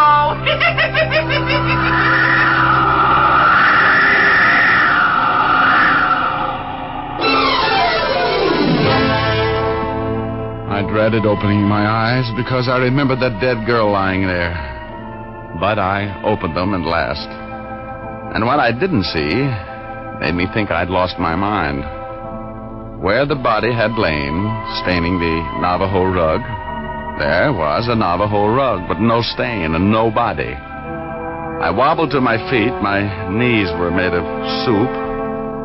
I grabbed the bed for support and threw my massive intellect into high. There were strange things happening here, and they were happening to me. I decided to stay mum and get back to the dance to see what I could discover from the behavior of the inmates. I took out my pocket comb, dressed my hair around the bump on my head so I wouldn't look like I had two, wiped the bed and the doorknob clean of my fingerprints, and looking much better than I felt, rejoined the party. Clint was talking with Nancy Bowman, another luscious lady on the hotel social staff. Hello, Rogue. We've been looking for you. Oh, hi, Clint. Hello, Nancy. Hello, Richard. Where have you been? We're getting a little fresh air. How about this dance, Nancy? Can't. I promised Clint. Oh, go ahead. I'll be noble. Janice should be coming back soon anyhow. Well, all right then. You're on, Mr. Rogue. Oh, for you, my dear, both of them. See you later, Clint. Bye.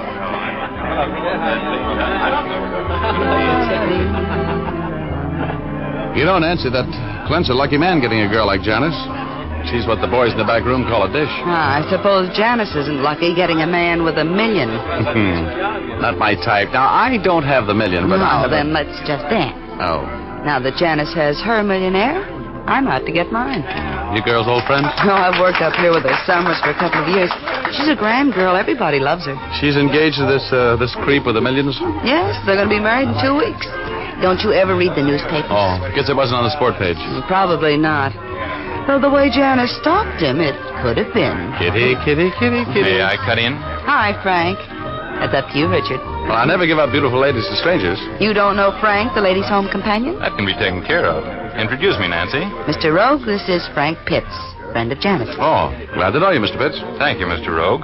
Where is Janice anyway? She promised me some rumbas tonight. Well, she wasn't feeling very well. She went to her bungalow to get a little rest.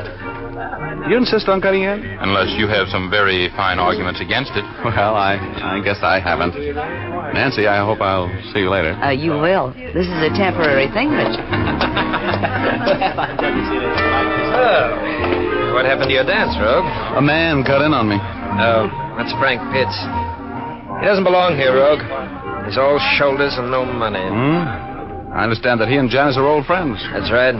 Frank Pitts has been in love with Janice for years. They're from the same town back east. No kidding. Oh, well, he was in love with her, too, huh? Desperately. But I don't feel sorry for him. He's not good enough for a girl like Janice. No, Clint, a girl's entitled to old friends. You seem to be the jealous type. No, I used to be a little like that about Betty Callahan. I'm not jealous, Rogue.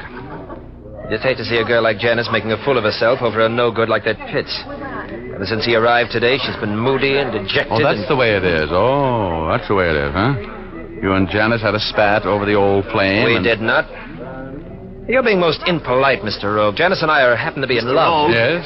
There's a man outside who would like to talk with you for a minute. Why? It's most important, Mr. Rogue. Please come with me. Okay, excuse me, Clint.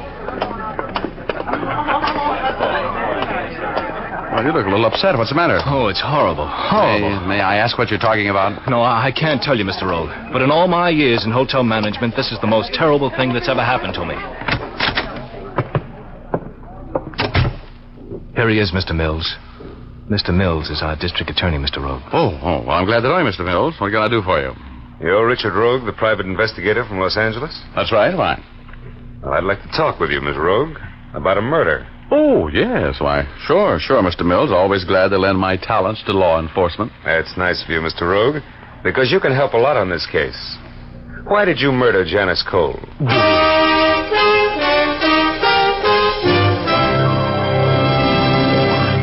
We'll return to our story in just a moment. First, dandruff on the shoulders and coat collar of a well-groomed person is as out of place as snow in July. That's why so many persons who want to have a smart, well-groomed appearance use Fitch's Dandruff Remover Shampoo regularly. For Fitch Shampoo has a special solvent action that dissolves unsightly dandruff. When you apply Fitch's to your hair and scalp before adding water, this solvent action goes to work. So it's important to remember not to wet your hair before the shampoo is applied. After massaging your scalp briskly for a few minutes, then apply water. An abundance of cleansing lather will form to carry away the dissolved dandruff. Then the lather rinses out easily and completely, leaves the hair immaculately clean without a trace of dandruff. Yes, Fitch's Dandruff Remover Shampoo is a real aid to good grooming. Use it regularly. You can buy an economical bottle of Fitch's Dandruff Remover Shampoo at your drug or toilet goods counter, or have a professional application at your beauty or barber shop. Now, back to Dick Powell as Private Investigator Richard Rogue in Rogue's Gallery.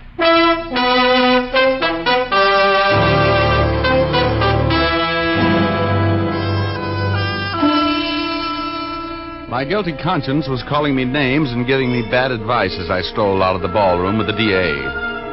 He had accused me of murder. I knew who was murdered. I'd seen her in her bungalow, dead. Janice Cole. The DA was as quiet as a grave during that walk and not a bit more cheerful. I made a couple of abortive attempts at conversation, but I might as well have been talking to a totem pole. I couldn't understand why he was heading for my bungalow until he opened the door, and I saw Janice lying there on that blood-stained Navajo rug, just as I'd seen her a half hour before in her own bungalow. I tried to say something, but the words couldn't get by the lump in my throat. I just stood there, my mouth hanging open, and my stomach frozen in a hangman's knot. I could feel the DA's eyes boring into the back of my head. Well, Rogue, why'd you do it? Well, I didn't kill her. How do you explain the fact that she was killed here in your cabin? She wasn't. Now, look, Rogue, you better organize yourself, huh? You're supposed to be a smart investigator. Give me a gun. I haven't got it on me. It's in that drawer there. Yeah, we found that one. This girl was shot to death with a .25 automatic. Any prints on it? We're going to take yours for comparison. Am I under suspicion for this murder? At the moment, that's all you're under. I finally hope you'll be under arrest for it the next half hour. Oh. You know, Mills, in a homicide, you usually have to have a motive. Hey, what's that? Why are you waving those newspaper clippings in my face? What are they? The motive. You were blackmailing Miss Cole, Rogue. We found these clippings in your briefcase. What do you mean I was blackmailing her? I didn't even know her. Now, look, Rogue, you're smarter than that. Here's a whole envelope full of clippings covering Miss Cole's trial for the murder of her first husband back in Passaic, New Jersey. Her name was Jane Sherman then, and she was released for lack of evidence. Remember the trial? Of course I do. Poisoning. But what's that? So you found out that this Jane Sherman, now known as Janice Cole, was all set to marry $1 million. And you've been blackmailing her. Oh, I don't know anything about it, I tell you. I don't know how those clippings got into my briefcase. It must have been planted there when I was knocked out in Janice's bungalow. That's a switch, Rogue. You were knocked out in her bungalow, eh? When? Look, Mills, I know this whole thing's going to sound fantastic, but I want to tell you the whole story. I came up here on my vacation. I never saw Janice Cole or whatever her name was before tonight. Disbelief walked across the DA's face as I unspun the web of circumstances which tied me into this murder. As I listened to my own story, I knew I wouldn't believe it myself if I hadn't been there. I showed him the bump on my noggin. He just nodded. I talked on, and as I talked, I realized that I was acting like every murderer I'd ever questioned. I know my face was red, my eyes were shifting as I browbeat my brain into trying to think of some circumstance which would at least give me the benefit of a reasonable doubt. Finally, I stopped talking. He took my fingerprints, and we went to Janice Cole's bungalow. There I got my first break. All right, Rogue. Now, where was the body lying when you first saw it? Right here. Come here. Look here. Look under this rug. Uh-huh. And blood on the floor where it seeped through the rug that's now in my bungalow. Do you see it? Yeah. Blood, all right. Well, Rogue, that's the first thing that's made sense since we got together. I suppose there is an outside chance that somebody's trying to frame you. Enough of a chance so a conviction would be hard to get, Mr. D.A. Look, you know me. I've got a little standing in my profession, a little substance. Give me 24 hours to get this thing hung around the right man's neck. All right. If I don't have you locked up tonight, will you try and have the right man for me in the morning? I'll have him. Now, tell me, who knows about the murder? Well, the maid who went into your cottage to turn your bed down for the night, and the manager. Well, I've told them both to keep quiet until I give them the go-ahead to talk. Then none of the guests know about it yet, except the killer. That's right. As far as I know. Okay, Mills. Okay, now. You keep it that way until morning, and I'll come up with a guilty man for you.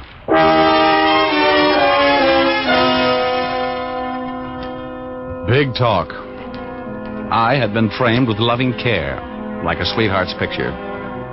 The DA shoved off to take care of the grisly details of moving the body from its temporary resting place on my bungalow floor, and I started shaking Janice Cole's bungalow down. There were particles of curved glass on the floor near where the body had been lying. I picked them up carefully and fitted the larger pieces together. They could only have been the crystal of a small, square wristwatch. It might be the clue to the killer.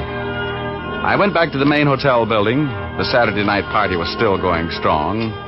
I rejoined the merry throng and looked for Frank. He seemed to me to be the logical suspect. He was from Janice Cole's hometown. He would have known about her trial for murder. I found him talking with Nancy in the corner, and he had on a large, round wristwatch. Nancy's watch was a dainty diamond and ruby affair, small and oblong. Oh, Rogue, Nancy's been beating the bushes looking for you. I have not. I just was mildly curious about where you disappeared to. I wanted to get rid of Frank and finish that dance with you. Wow, this is as good a time as any. May I have the next one? You may have all the rest of them if you like. Oh, what's the matter, Richard? You have a pensive look. Well, I was just trying to figure something out. Oh? I was supposed to have a dance with you at 9 o'clock.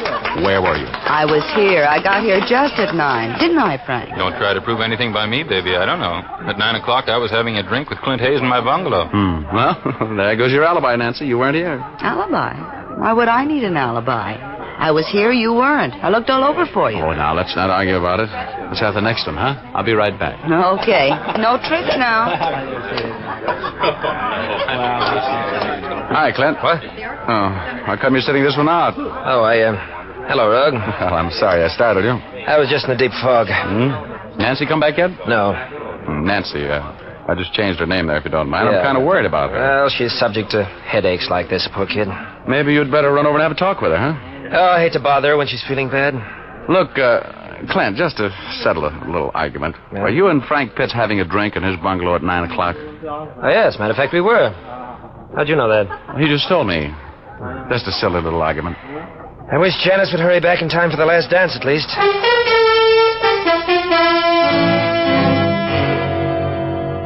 Clint Hayes had on a large, square wristwatch, and he and Frank had unbreakable alibis. Nancy had none. They were my 3 prime suspects, and it looked to me like Nancy was about to be elected. I was sitting there looking for Nancy and carrying on a pointless discussion on headaches, their cause and cure, with Clint, when Nancy came running over. Come on, Clint. You too, Richard. We're all going down to the pool for a moonlight dip. And I don't think I want to, Nancy. Oh, come on. Just because Janice is feeling rocky tonight is no reason for you to be grumpy.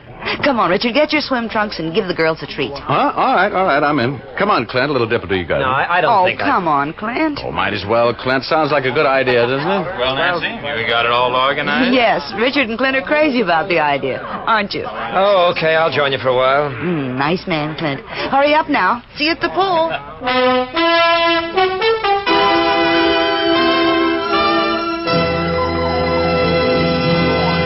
We'll continue our story in just a moment. First, a word to the ladies. Are you planning to have a new permanent to help you achieve that cool, crisp look this summer? If you are, here's a good point to remember. Shampooing with Fitch's Dandruff Remover Shampoo will put your hair into grand condition for that cold wave or permanent. That's because Fitch's Dandruff Remover Shampoo is such a thorough cleansing agent. It gets the hair immaculately clean and dandruff-free.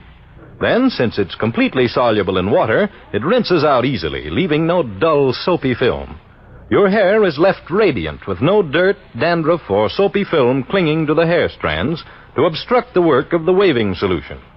Yes, permanent wave equipment manufacturers, such as the Realistic Permanent Wave Machine Company, E. Frederick Incorporated, and Duart Manufacturing Company, all agree that really clean hair is the first requisite to a successful permanent wave. For a soft, natural-looking wave, prepare your hair first with Fitch, F-I-T-C-H, Fitch's Dandruff Remover Shampoo. Then use Fitch's regularly to keep your wave looking lovely.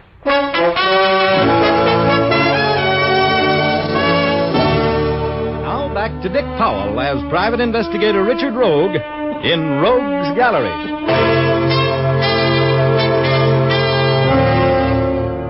My performance in the pool that night made Nero's fiddle solo in the light of a burning room seem like the height of propriety. Here was Richard, the fall guy rogue, swimming and laughing with Frank, Clint, and Nancy, a bunch of murder suspects.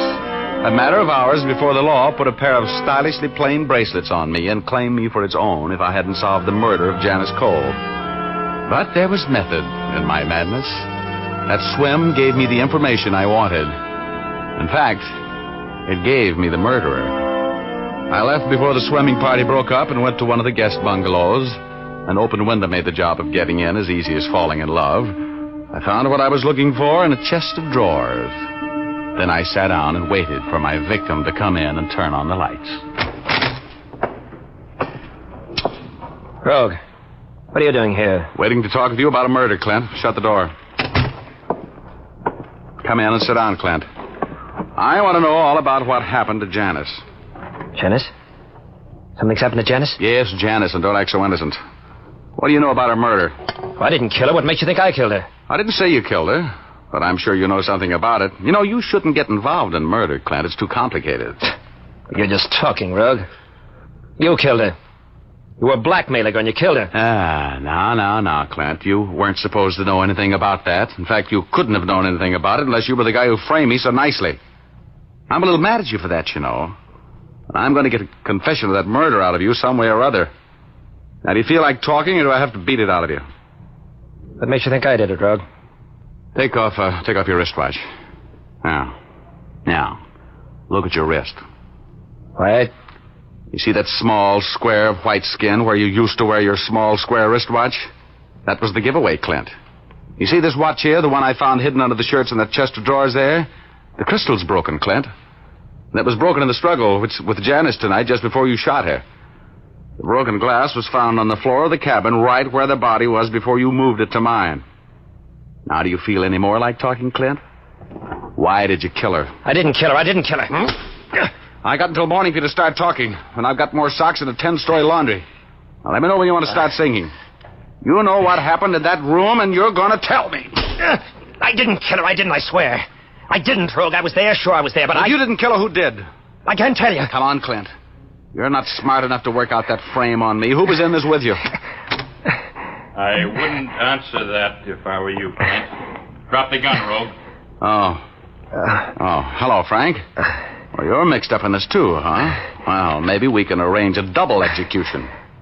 I didn't tell him anything, Frank. I didn't tell him a thing. I know it. I was listening. Sit down, Rogue. Sure. Glad to. You were the brains of this deal, weren't you, Frank? It's pretty obvious that quivering mess over there wasn't, isn't it? It's a good thing I was keeping my eye on him tonight. You see, Rogue, when he opened the door and turned on the lights, I saw you sitting there, and that's why I came in the back way. I was afraid that Clint would talk too much. You think of everything, don't you? I try. What are we going to do now, Frank? This Rogue, he knows I was there when Janice was murdered. Knows you were there? Well, you might just as well know that you shot her then, huh? You did, you know. Well, it was an accident. Was it? I'll decide that. Aren't you forgetting me, fellas? Oh, no. No, we're not forgetting you, Mr. Rogue.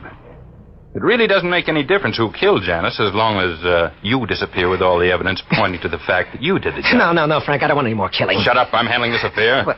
I'm going to keep you out of the gas chamber, Clint, if you'll just shut up and do as I tell you. Take Rogue's necktie off and tie his hands. We're going to knock him off and throw him over a canyon where he'll never be found. Oh, you are? Well, I might as well take a crack at it. Give me that gun. Grab him, Clint. Grab him. Well, thanks, Clint. You were very handy with that chair. How come you hit him? I couldn't let him kill you. I just couldn't. All right. Take his necktie off and tie his hands with it. We're going to take him for a ride down to see the district attorney. I killed her, Rogue. I killed Janice, but it was an accident. I swear it was an accident. Well, you'll have a dandy chance to explain that to a jury, Clint. Now, come here. I've got something for you. Oh! That's for helping to frame me. Oh, brother, is that DA going to love me? Well, that was the end of the case. Frank had been blackmailing Janice Cole ever since her engagement to wealthy playboy Clint Hayes was announced. And that night, when Frank went to Janice's cabin, Clint followed him. When Clint arrived on the scene, jealousy took over. Frank drew a gun, and Clint jumped him. In the struggle which followed, Janice was shot while the gun was in Clint's hand. Helpful Frank, accused, scared Clint of the murder and talked him into framing me. Frank saw lovely visions of many happy years of blackmailing a millionaire. That broken watch crystal was the only thing that kept the frame from working. So I get my brains beat out. I put the arm on a killer and blackmailer. My vacation is broken up like a drop light bulb, and I didn't make a dime. Oh, well. Let's face it, if I hadn't been so clever, I'd be doing a life sentence instead of Clint and Frank. I would like that. No. I've heard that stone walls do not a prison make, nor iron bars a cage. But it's hard to illustrate the truth of that old saw to a guy who's behind the former looking through the latter. You know what I mean?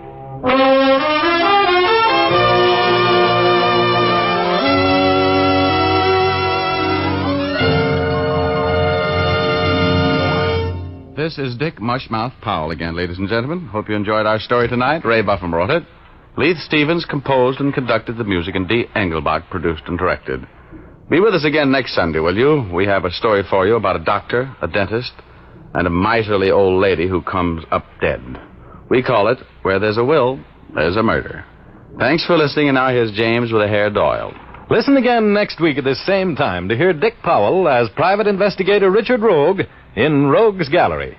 And by the way, Dick will soon be seen in his newest Columbia picture, Johnny O'Clock. Laugh a while, let a song be your style. Use Fitch shampoo. Don't despair, use your head, save your hair. Use Fitch shampoo. After and between Fitch shampoos, you can keep your hair shining and manageable by using a few drops of Fitch's Ideal Hair Tonic every day. Fitch's Ideal Hair Tonic is not sticky or greasy, yet it gives your hair that well-groomed look.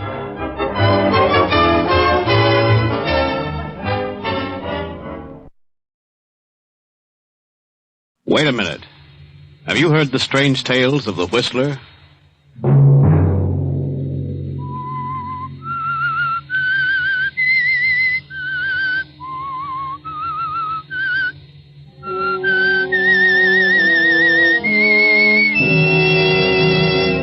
I'm the Whistler.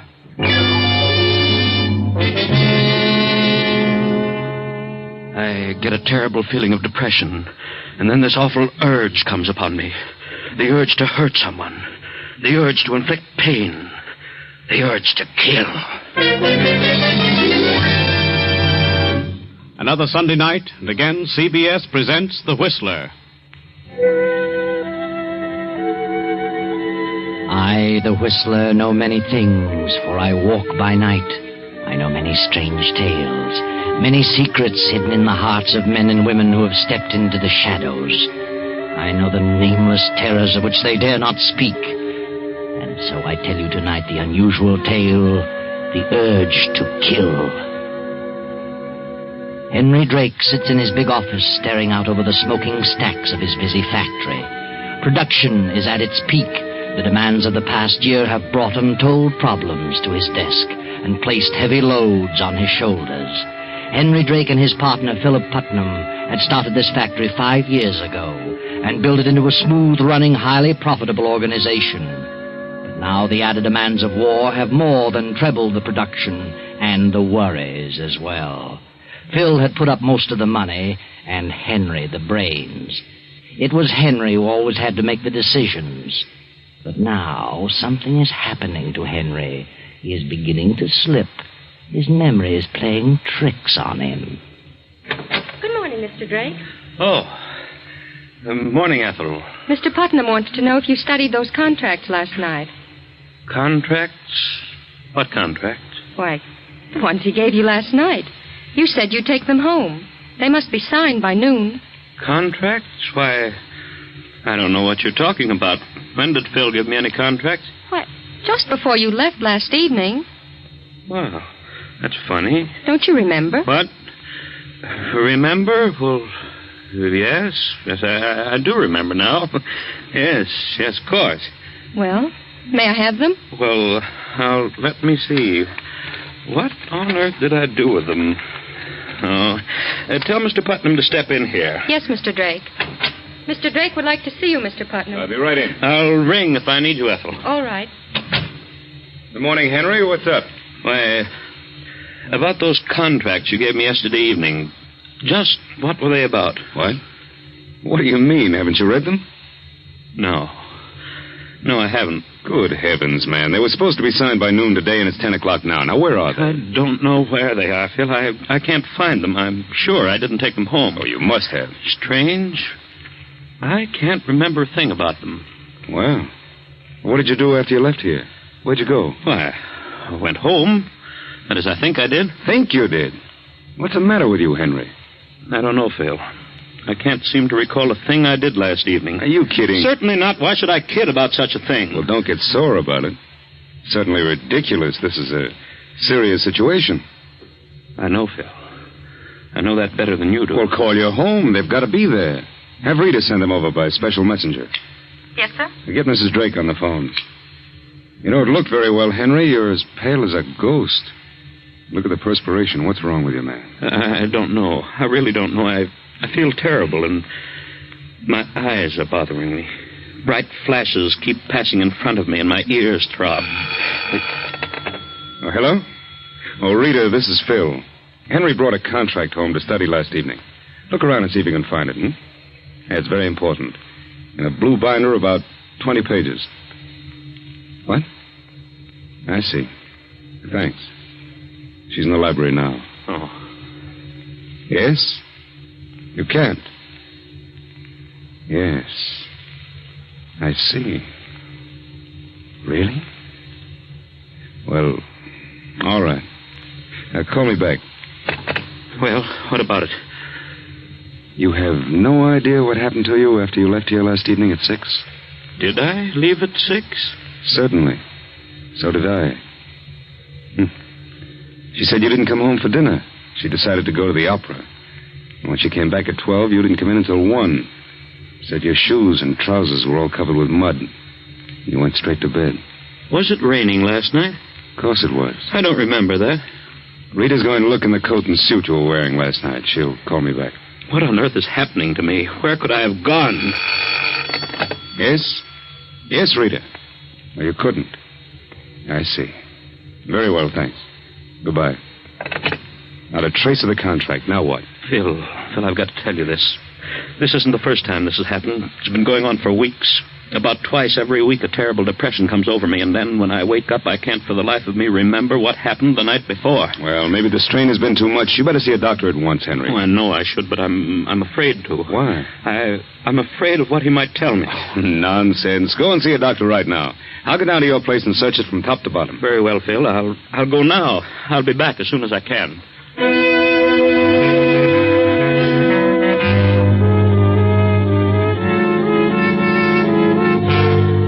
Henry stumbles in a daze from his office and walks about the city for an hour trying to make up his mind to see a doctor. He doesn't have the courage to tell his own doctor, so he finally decides to visit a psychiatrist. Then he remembers the name of one of the most famous in the country, Dr. Schultz, the state psychiatrist. I know you're not a general practitioner, Dr. Schultz. As a state psychiatrist, I know you're a busy man, but I've read a few of your books, and I thought you'd be willing to help me. Well, ordinarily I wouldn't, Mr. Drake, but I know who you are and what you've been doing. I'll do what I can. Thank you, Doctor. You say you have lapses of memory? Yes. I wake up in the morning and can't remember what happened the night before. In the morning, I have headaches and see strange flashes before my eyes and hear throbbing noises. How often does this occur? About twice a week.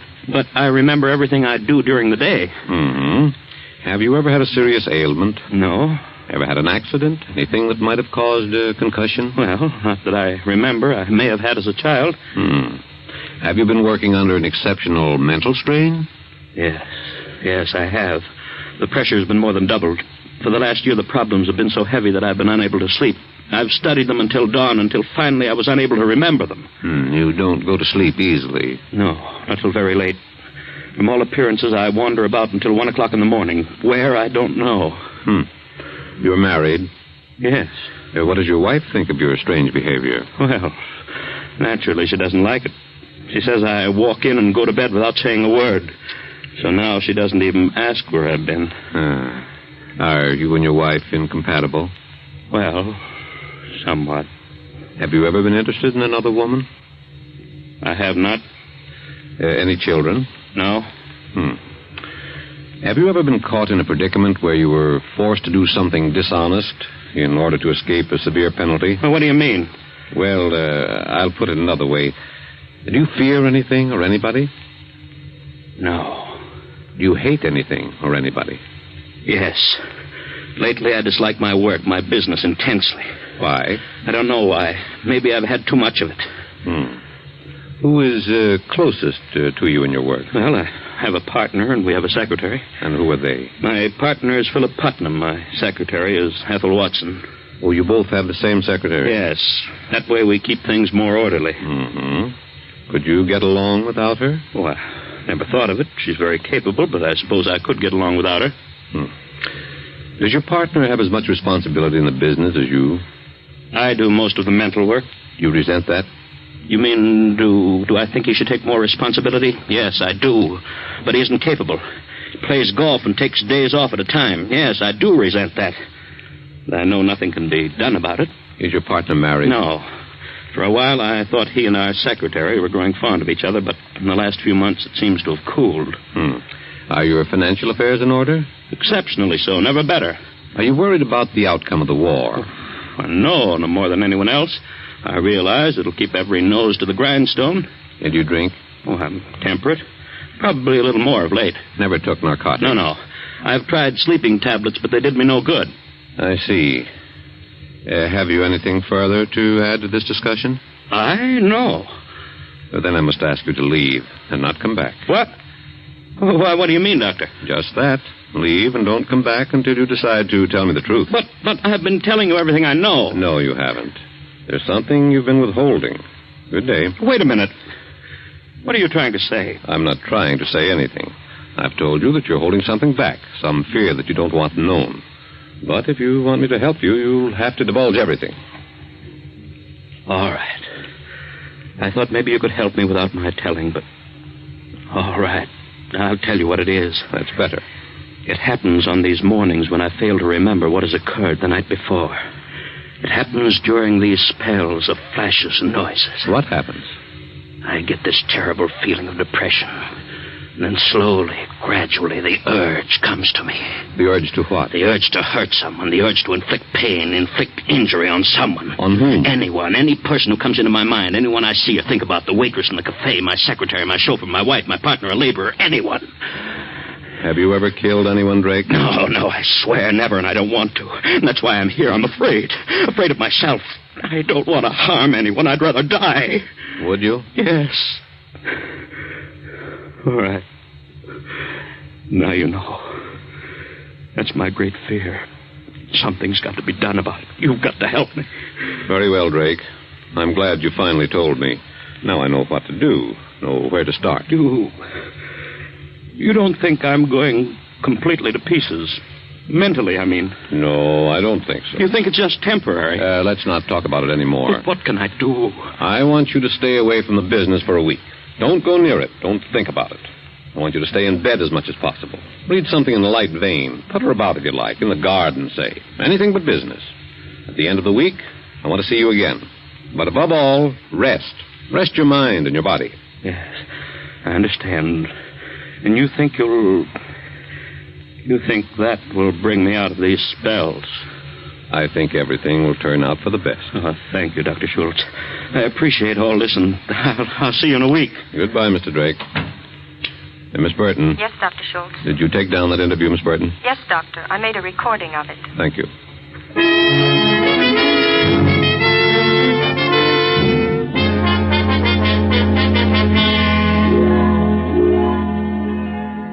So Henry goes home and stays in bed for 3 days, according to the doctor's instructions.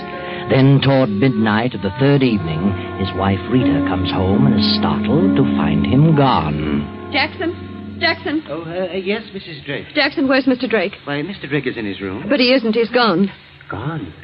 But I didn't see him go out, ma'am. When did you see him last? Why, it was about 9:30. I looked in to see if there was anything he wanted before I retired. What did he say? Was he dressed? No, ma'am. He was in bed. He said he didn't want anything and that I might as well turn in. Where on earth could he have gone on a rainy night like this? Well, shall I go out and try to find him, ma'am? No, never mind, Jackson. You can go back to bed. Yes, ma'am. Thank you. Can't imagine why on earth he'd go out when he wasn't feeling well. Hello? Phil? This is Rita. I just came in and Henry isn't here. I don't know. The butler said he saw him at 9:30 and he was in bed. Why would he go out in a storm? What reason could he possibly have? No, I don't think so. I hope he doesn't. Yes. Good night, Phil. Yes, I'll see you tomorrow evening if possible. Good night. As Rita hangs up the receiver, she suddenly realizes the library door is closed, but a streak of light shows beneath it. She steps quickly to the door and opens it softly. Henry. Huh? What are you doing here? Oh, hello, Rita. Why aren't you in bed? In bed? Why, I don't know. Who are you phoning? Phoning? Oh, I was just thinking about phoning the doctor. I wanted to talk to him. At this hour of the night? It's 12 o'clock. 12? Yeah, so it is. Wait till morning. Yes. Anyway, I can't remember what I wanted to say to him. Where have you been? Where have I been? I haven't been anyplace. But you must have. Look at your top coat. It's soaking wet. And look at your shoes. They're muddy. That's strange. I don't remember having gone out. I thought I'd been sitting right here all evening. But it's obvious that you haven't been here all evening. You have been out. Perhaps so. This is the second or third time you've come in with your shoes all muddy. Where do you go at this time of night? I tell you, I don't remember. I don't believe you. Whether you do or not, I don't remember where I've been. It's the silliest thing I ever heard of. A man like you, an intelligent man, walking around in his sleep. But I couldn't have been asleep. I know that much. Nonsense. Oh, don't be so impatient, Rita. I don't like this any more than you do, but I'm sure I'll be all right in a short time. Dr. Schultz will pull me out of it. Well, I hope so. Have you been out, Rita? Why, of course. I told you early in the evening I was going to play bridge with the Parkers. Oh, perhaps you did, but I don't remember that either. I told you just the same. Oh, I'm sorry, Rita. I know this must be very trying for you. It isn't very pleasant to have a man mope about the house all the time. Better go to bed, Henry, and get off those wet clothes. Oh, yes. Rita, why don't you go away for a few days? Take a little rest. I know you're terribly upset about all this, and, well, it would do you good. It wouldn't be exactly right for me to go away at a time like this. What would people think of me? Well, who cares what people think? You could go up to the mountains or down to Miami or, well, any place. Maybe by the time you come back, I'll be all right. Do you want me to go? I don't want you to go, but I think it would be good for you. You're becoming upset because of me, and I think you'd worry less if you got away for a few days. Very well. Perhaps you're right. We'll talk about it in the morning. All right. Good night, Rita. Good night.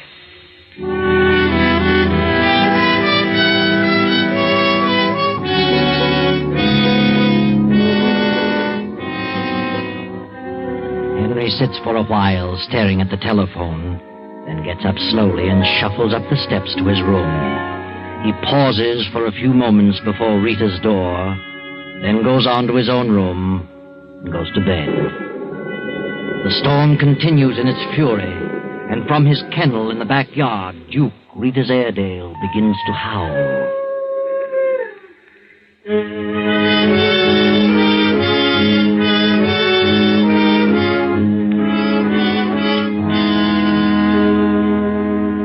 Finally, the storm subsides.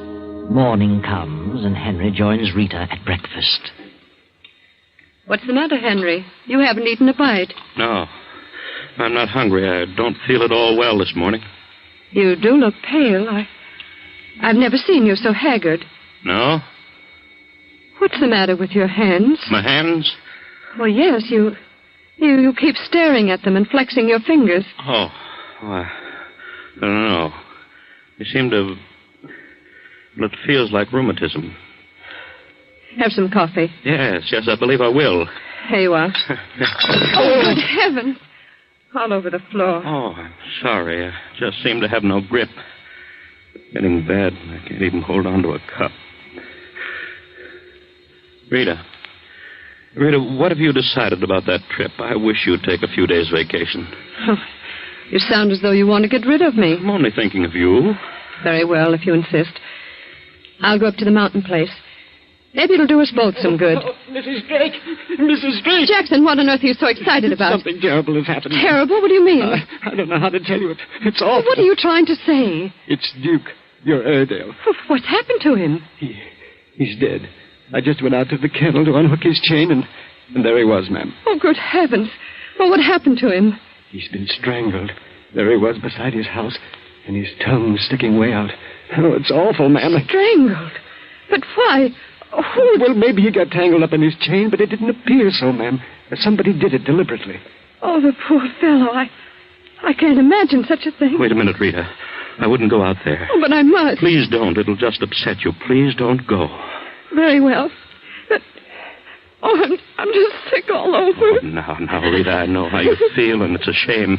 Jackson, tell the maid to pack Mrs. Drake's things. She's going to the mountains for a few days.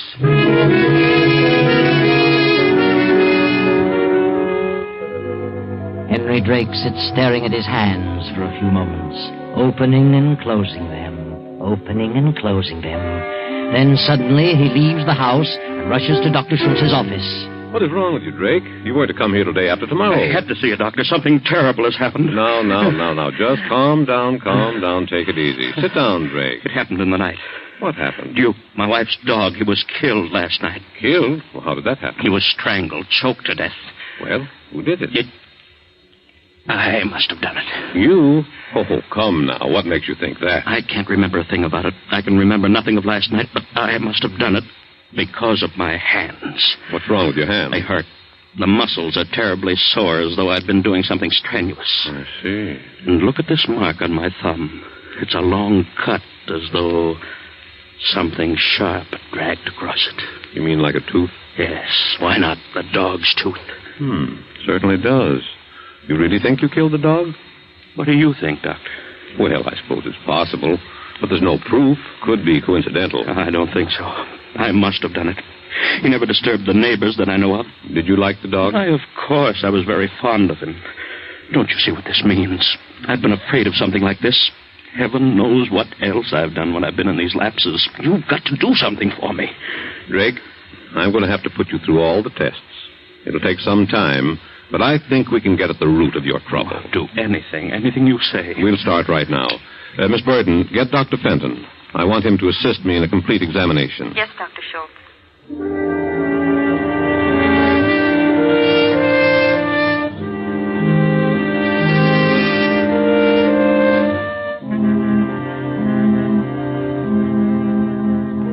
Now, Drake, just relax and continue staring into this little beam of light.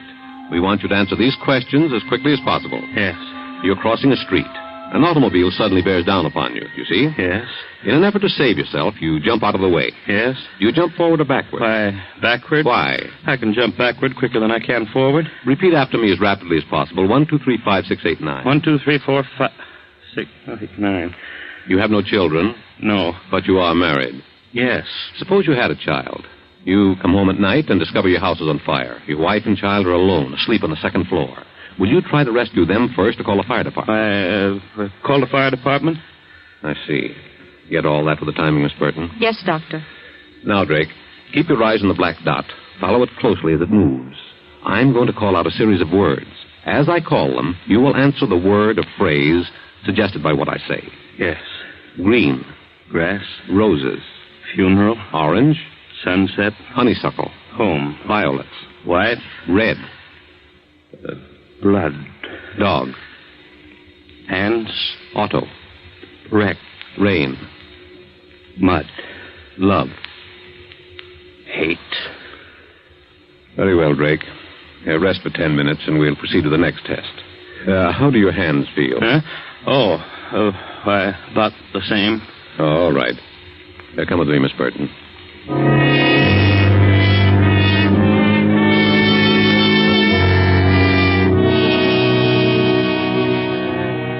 So on through the day, at various intervals, the psychiatrist continues his examination. And finally, Drake goes home completely exhausted. For an hour or two, he dozes in the library.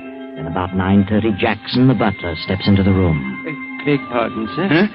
Huh? Where have you been, Jackson? Why, no one was here, sir. I went over to visit my brother for a few hours. Where's Mrs. Drake? Why, she's going to Miami for a few days, sir. Said to tell you she thought she'd better go today. Took the 6 o'clock train this evening. Oh, I see. Anything you want, sir? No, you can turn in if you like. Yes, thank you, sir. Good night. Good night. Henry sits staring into the dark for almost an hour. Then slowly he rises, as if in a daze, puts on his hat and coat, slips out of the house, and starts to walk about in the night. Finally, he comes to an apartment house, climbs to the top floor, and knocks on the door. Henry, what are you doing here? I want to talk to you, Phil. Well, come in. What's the matter with you? Sit down. I don't want to sit down. Well, just as you like. What do you want to talk about? You have your bags packed. Are you going someplace? Why, yes. I'm driving down to Boston for a week on business. On business? Yes, on business. I tried to reach you today, but was unable to. What on earth's wrong with you? What are you staring at? You sure you're going to Boston? Certainly I'm sure. What are you laughing about? You aren't going to Boston. I know where you're going. I tell you, I'm going to Boston. I don't believe you. What are you talking about? Rita's gone to Miami. Why don't you go to Miami, too? Wouldn't you like that better? I think that'd be very jolly. Oh, for heaven's sake, stop this nonsense. Is Rita here? Certainly not. Why should she be here? I wonder. Couldn't you think of any reason? I think you're out of your mind. Do you? Really? You certainly act like it. Oh, but I'm not. I'm perfectly sane. Oh, crazy people think they're sane. Maybe I am crazy, but I don't feel crazy. I'm perfectly normal. You'd better go home. You're in no condition to be wandering around. Where's Rita? I don't know where Rita is. She hasn't been here? No. You're lying, Phil. She has been here. That's ridiculous. Look, here in the ashtray, one of Rita's special made cigarettes. Why, I put that there. I thought I'd try them. Really? When did you take to using lipstick, Phil? All right. She was here, but she left to catch a train at 6 o'clock. And you'll catch the next one, is that it? She came here to talk about you. She's terribly upset about your condition. She thinks... Well? What does she think? She's become afraid of you. Oh, has she? And what caused that? Well, Why wouldn't she be upset?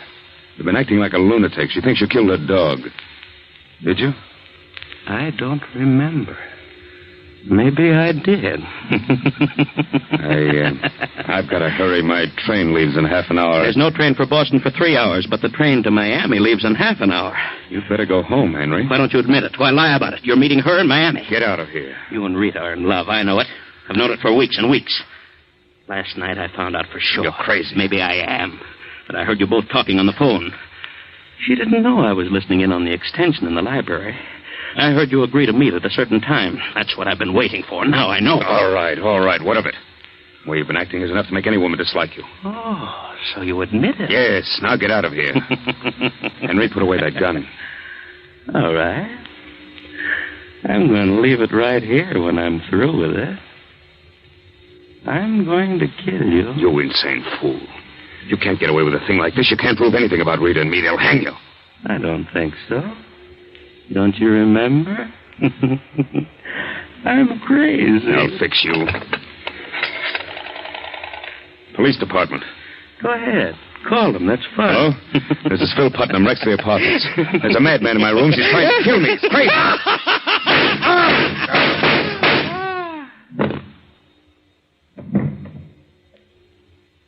What a shame, Phil. You've missed the train.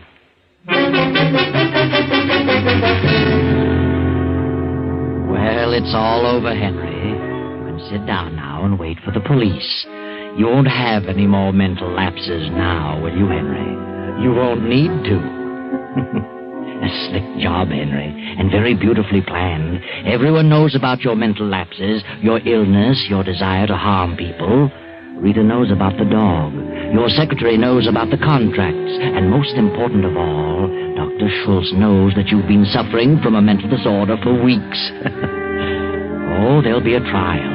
Your plea will be insanity. You'll go away for a while, and then all of a sudden you'll be cured and walk out a free man. Now we're in the courtroom. Dr. Schultz, the psychiatrist, is speaking. Mr. Drake came to me with his troubles some weeks ago. Later, Dr. Fenton and I psychoanalyzed him thoroughly. Here is a signed statement of our findings at that time, attached to our findings as of yesterday. Henry Drake was then, and is now, absolutely sane. The whole thing was a plan to escape the death penalty for premeditated murder.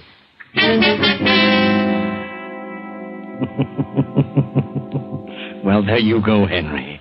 The whole thing blew up in your face. A beautiful plan gone haywire. You should have spent less time thinking about your revenge, Henry, and more time studying psychology. Too bad.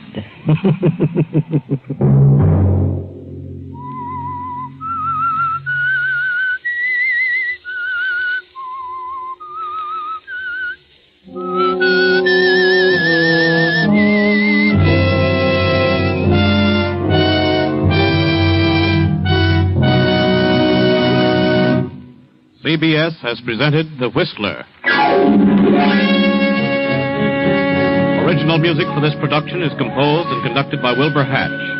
The Whistler is written and directed by J. Donald Wilson and originates from Columbia Square in Hollywood. Next Sunday, 9:15. I, the Whistler, will return to tell you the strange story of death in the morning. Good night. This is the Columbia Broadcasting System.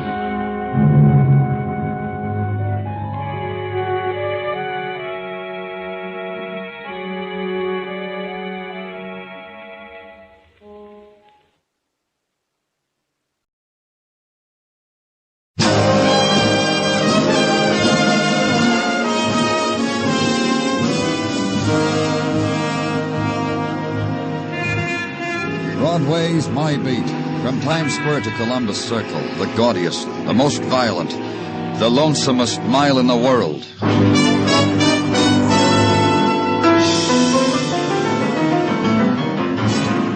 Broadway is My Beat, with Larry Thor as Detective Danny Clover.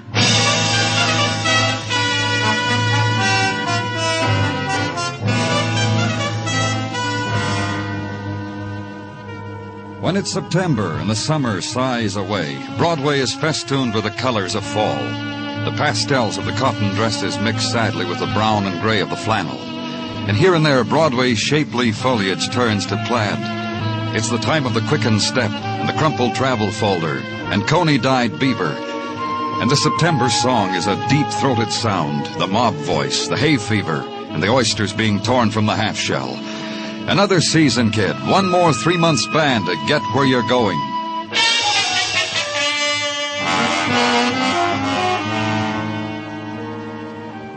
And the autumn days have their 6 o'clock in the morning time, the just beginning another day time.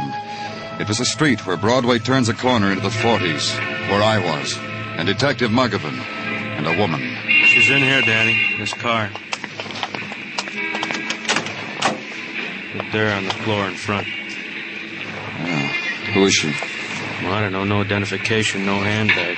Just this. Car registered to Edward Bishop, 1110 160th. Uh-huh. Slip was in the glove compartment. Who found her? Officer Kaplan. Tagged it late last night for traffic violation parking. 5 o'clock when he was going off duty, he noticed the car still wasn't moved. Opened it, looked. Found her under that blanket. I'd say she was about 27, huh? Shot once in the back. From up close. Yeah, death probably instantaneous. Here they are, Danny. In the front of the car, Doc. Hey, you're a new Doc, aren't you? Don't move her, Doctor. Wait for the photographers. But don't just stand there, Doc. You gotta... You get used to it, kid. This kind of thing happens a lot. And the cluster of the walkers to work, the people of the subway, glad for the delay of the dead woman who lies at the beginning of another day, stops it for a time, holds it, the desolate pause, the time for turning back. But the hungry day will not wait. Subways are empty and must be filled. The clever machines in the offices long for the fluttering caress of quick fingers. Can't stop for the dead kid, a buck has to be made. Give someone else your place in line. And in the corridor of the address on the registration slip, a woman in a raveled coat sweater sweeps away the night litter and autumn mists, gathers them on a dustpan, throws them into the street. You ask for Edward Bishop, and she shrugs you to a scarred door at the end of the hall, watches you as you knock, waits with you for the door to open. You're an early bird, mister. Police. Huh? Oh, my. The woman drops her broom, scurries away to tell her friends and neighbors. Early bird out to catch a worm, huh, mister? Not me, not for something I've done. I never do anything bad. You, Edward Bishop? Oh, not me. Mr. Bishop's my roomie. He gone and done something naughty? Come in, mister, and tell me all about it. Where is he? Oh, out frying his nightly kettle of fish, I presume. His bed ain't been swept in. No? Huh? Oh, my, that hollow you see in the bedclothes is where I tried it. I'm an experimenter. Long as he wasn't in it, I thought my roomie's bed might be better than my own. It wasn't. Mr. Bishop's gone and done something naughty, huh? Do you know where he is? I want to tell you something about Mr. Bishop, my roomie. He's a tight-lipped man. Rock face, I call him when he ain't looking. That's because he never whispers a secret to me or shares a Coke when I offer him part of mine. He just lets me dab his hanky with cologne sometimes when he's going out for a heavy evening. He had a lot of them, evenings like that? Well, for a man who has to shave twice a day, he has more than his share. You wouldn't know with whom? Oh, I might. But first you tell me what my roomie did to you. Maybe you'd find it cozier down at headquarters. Maybe that Japanese kimono you wear makes it You're look... getting rough. Hello there, mister. I'll tell you what I know, then you tell me what you know, huh? My roomie's been squiring a lady by the name of Anna Compton. You know her? Oh, just to talk to on the phone. A lovely voice. Haunts you. When'd you talk to her last? Oh, 2 or 3 days ago. I'll tell you just how it was. She kept calling here evenings, asking my roomie to call her back. Just leave her name. Anna Compton. My roomie squiring a married lady. Bishop never shared anything with you, and still I'll tell you about that, too. Her haunting voice made me nervous. I told you I'm an experimenter. So one day I sat down with the phone book and called every Compton there is. Then a man answered and said his wife Anna wasn't home. Who was calling? Of course, I hung up. Then you know her address. In the New Rochelle phone book for everyone's eyes to see. And now it's your turn. What did Mr. Bishop do? A woman was found murdered in his car. My, oh my. That's as naughty as you can get, ain't it? Mr. Blackburn said that. Then Mr. Blackburn reached over to my lapel, pinched off a piece hanging from the buttonhole, and dangled it accusingly under my nose. This is the way I left Mr. Blackburn. Then back to headquarters, issue an all-points bulletin for Edward Bishop. Then down one flight to the photo lab, be handed a picture. Tuck it in the black notebook where you've jotted the name of Leo Compton and his address in New Rochelle. Then the ride there to the community where the houses have the built-in attitude that violent death never visits here. In the next street maybe it happens, or to a friend of a friend, but it never happens here. Anna? Anna, is that you? Lost your key? Anna, where have you been? Oh. Is your name Compton? Leo Compton, that's right. I'm from the police. My name is Danny Clover. Oh, yeah? Mind if I come in? Well, I guess so. All right. Oh, wait a minute. Wait a minute there. Yeah?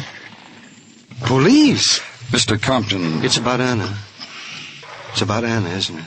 What's happened to her? Listen to me, Mr. All Compton. right, I'm listening. Is Anna your wife? Yes. This woman, this picture I have here. Yes, that's Anna, yeah. How did you get that? How'd you get Anna's picture? I wish I knew some way to say this. Anna's dead. We found her this morning. She'd been shot. Oh. Her body's at the morgue. Anna. I've got to ask you. I know. She didn't come home last night, Mr. Compton. No, you're wrong. She came home. Anna came home to me. It was my fault, really. I sent her away. I told her I didn't care. And the things I said to her, the names.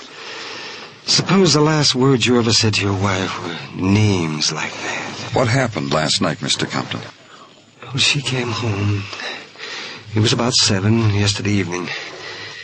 And she had the bracelet on. She was wearing a bracelet when we found her. She had the bracelet on. And I asked her where she got such an expensive bracelet to wear. And she said she got a bargain. A bargain. What do you mean? From her boyfriend. Oh, she told me. Anna told me all right. And listen, you know what I did? I called him up. I'm not narrow-minded. Things can happen. Just because it's your wife doesn't mean it can't happen. I called her boyfriend up, and I told him to come over. I'd pay him for the bracelet. Did he come over? Oh, he came over. Anna was stunned, all right. And I wrote a check for the bracelet, $200. Don't you think Anna wasn't stunned? Mr. Compton. But you know what she did? She left with him anyhow. Bracelet, check, she, and him. And that's when I said... What was the man's name? Bishop, Edward Bishop. He's an auctioneer for the Hunter Galleries. Oh, there's something else. Yes? I'll call for Anna. I'll take her out of that place where she is.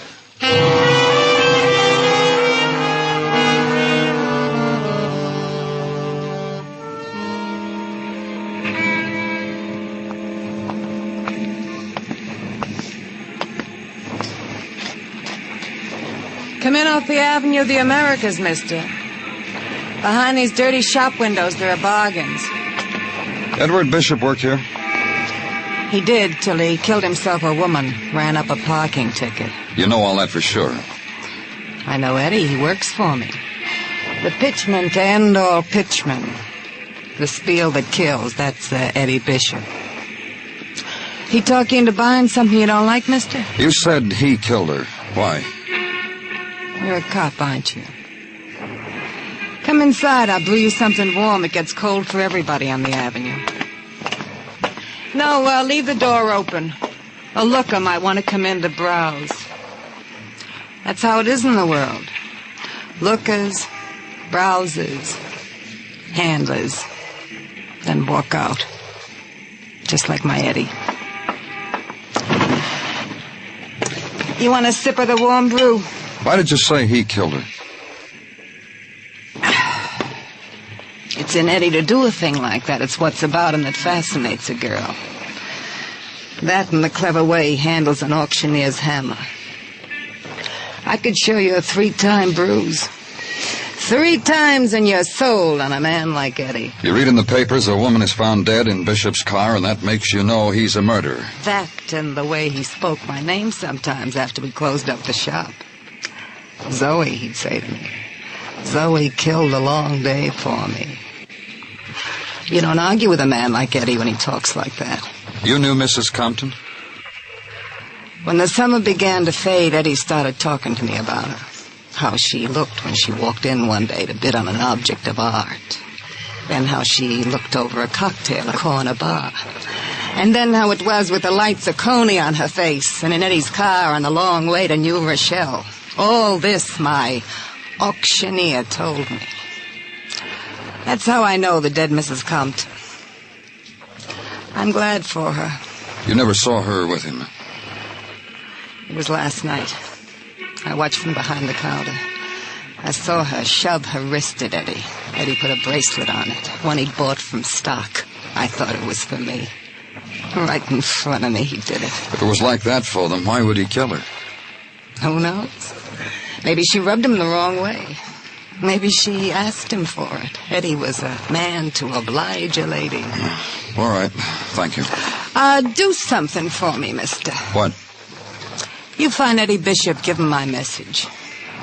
Tell him I want an invite to his execution. It's been a dull season.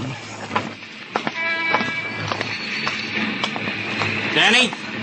Over here in the squad car. You got something, Muggavan? Well, maybe not. Guy was found dead in the building excavation over on 3rd. Nobody wants to touch him. Yeah, let's go.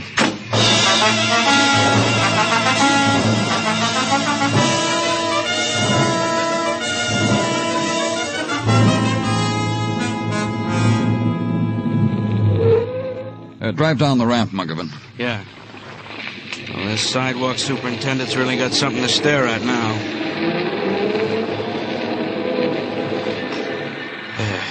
Here. Hey, what happened, mister? Him and a scoop happened. Half hour ago, I decided to scratch this ground.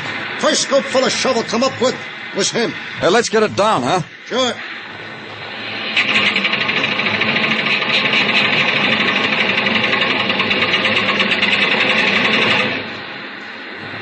Okay? Yeah, real good. I'll take a look, huh? Shot, Danny. Here's a wallet. Look at this. Check for $200 signed by Leo Compton. Uh-huh. Paid to the order of Edward Bishop. Edward Bishop? He's the man we figured murdered Anna Compton. Yeah, the man we figured murdered Anna Compton. What? Well, what'd you say, Danny? Nothing. I didn't say anything at all.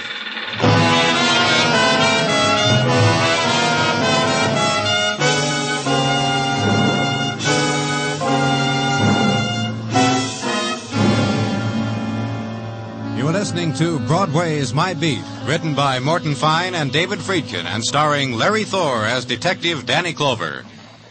Singers Alan Dale and Sarah Vaughan will be Steve Allen's guests on Songs for Sale just a little later tonight.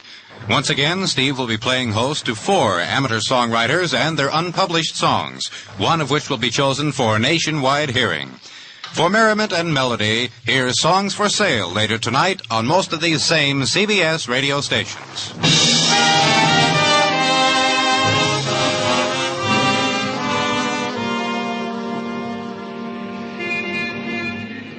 September morn dips a dainty toe into a Broadway billboard and unshivering gazes down upon a street that only yesterday was choked with summer. But the refuse is there, where summer has passed and left pieces of itself. In the scratch and warp of summertime blues still screeching out of the loudspeakers.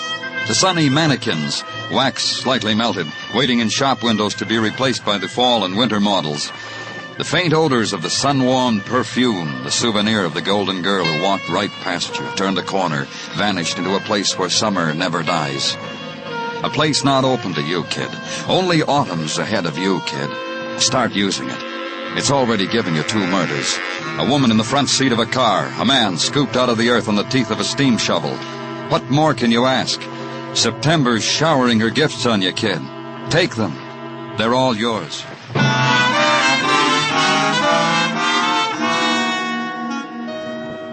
And at headquarters, Sergeant Tartaglia brings you your share of them. Holds them from you with a smile that shows he slept well last night. The accumulated bottoms on the murders, Danny.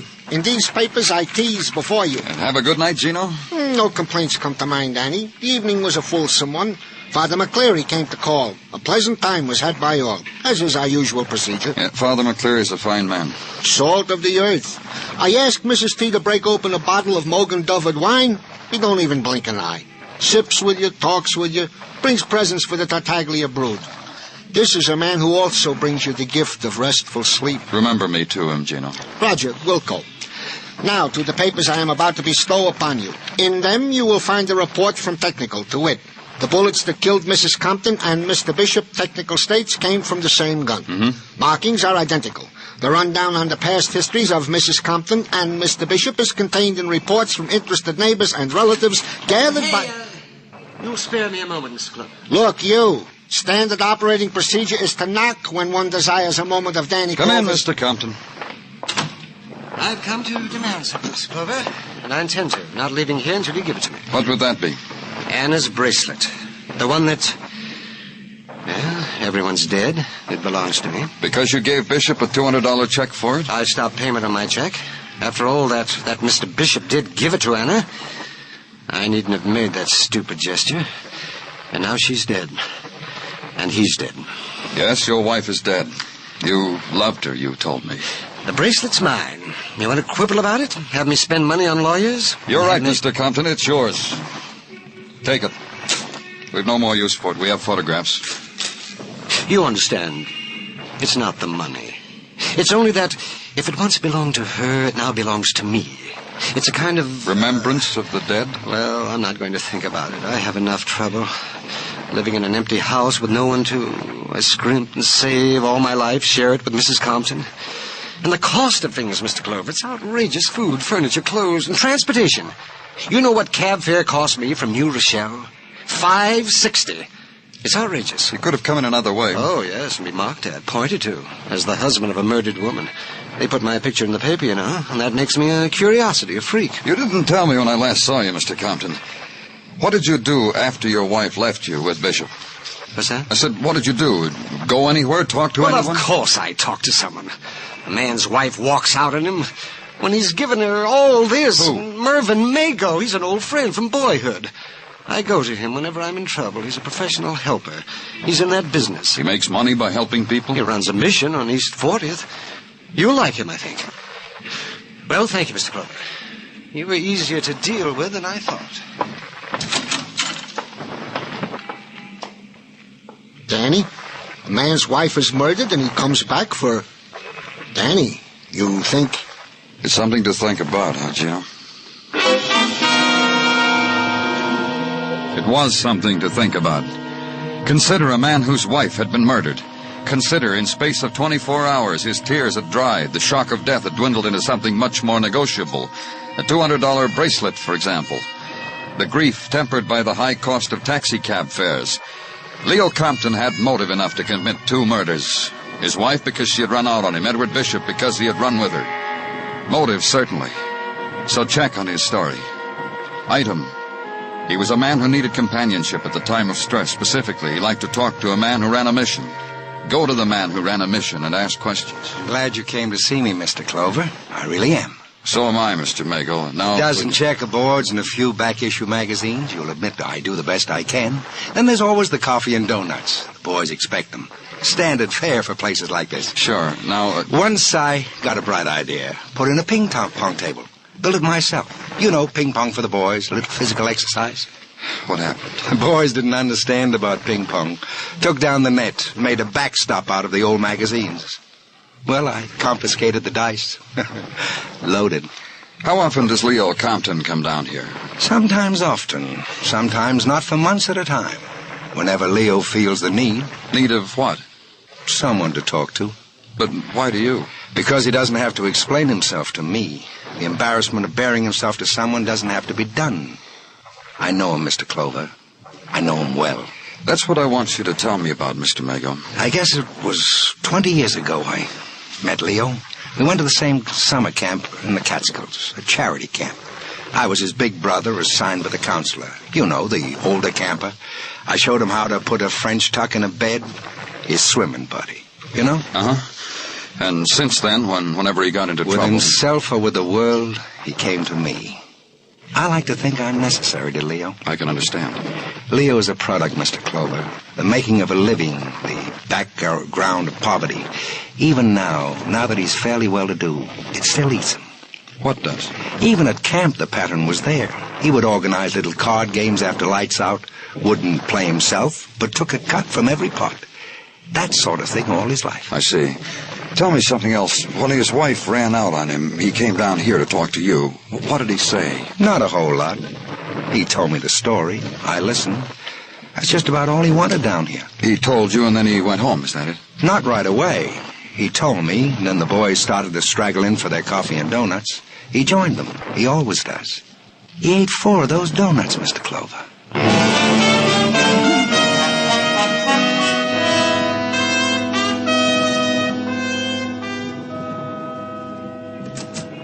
For a minute, Danny? Oh, sure, Muggavan. What is it? I want you to talk to a man. Come on, Mr. Scott. This is Mr. Scott, Danny. Mr. Scott, Lieutenant Clover. I do. Well, sit down, Mr. Scott. Sure, right there will be fine. Go ahead, Mr. Scott. Give the lieutenant the bracelet. Thank you. I thought it was the right thing to do, Lieutenant Clover. I saw the man's picture in the paper mixed up in a murder, and then that he should all of a sudden the come bracelet to me, Mrs. Compton was wearing. Of all yeah, people, I know. And out of the side of his mouth offered to Where did sell you me... get this bracelet, Mr. Scott? I told you, didn't I? Oh, I'm sorry. Would you mind telling me again? Go ahead, Mr. Scott. Please do. Well, here I was walking toward the subway entrance on 59th Street, and he come up to me. Who did? The man whose picture was in the paper about his wife's being slain, that's who. Means Leo Compton. I mean Leo Compton. He plucked my sleeve. He offered to sell me this bracelet. He said he was making deliveries for a jewelry concern, and the bracelet was left over, and nobody seemed to know where it come from. Uh-huh. How much did you pay for it, Mr. Scott? Ridiculous price. He asked $5.60 for it, and that's what I give him. You might as well know, too, that he kept turning his face from me, but I certainly recognized him. That's why I've come here. Muggavan, write Mr. Scott a voucher for $5.60, and thank you very much, Mr. Scott.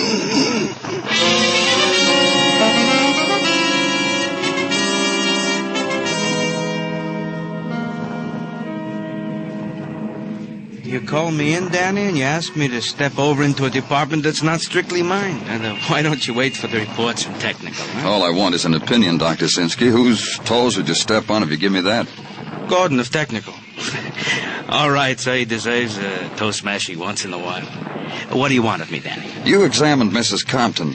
The bullet wound, yeah. the type of wound where it was in her back. Is it one that would bleed freely? Oh, yes, Danny, but you know these things as well as I. Why do you I just got these photographs. Hey, look at them. The inside of the car where Mrs. Compton was found. Mm-hmm. Well, Dr. Sinsky? You know as well as I. Tell me Danny. anyway. I want to be sure. It is obvious that the loss of blood in the car was slight, which makes it, to me, apparent that the woman was not shot in the car, but somewhere else, and then put into the car and... I'm a doctor, Danny, not a... detective? I didn't mean it to sound like that. Yeah, I know. Thanks for the opinion, Dr. Sinsky.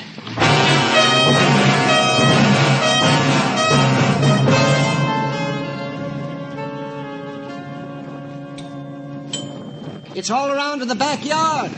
Go through the gate.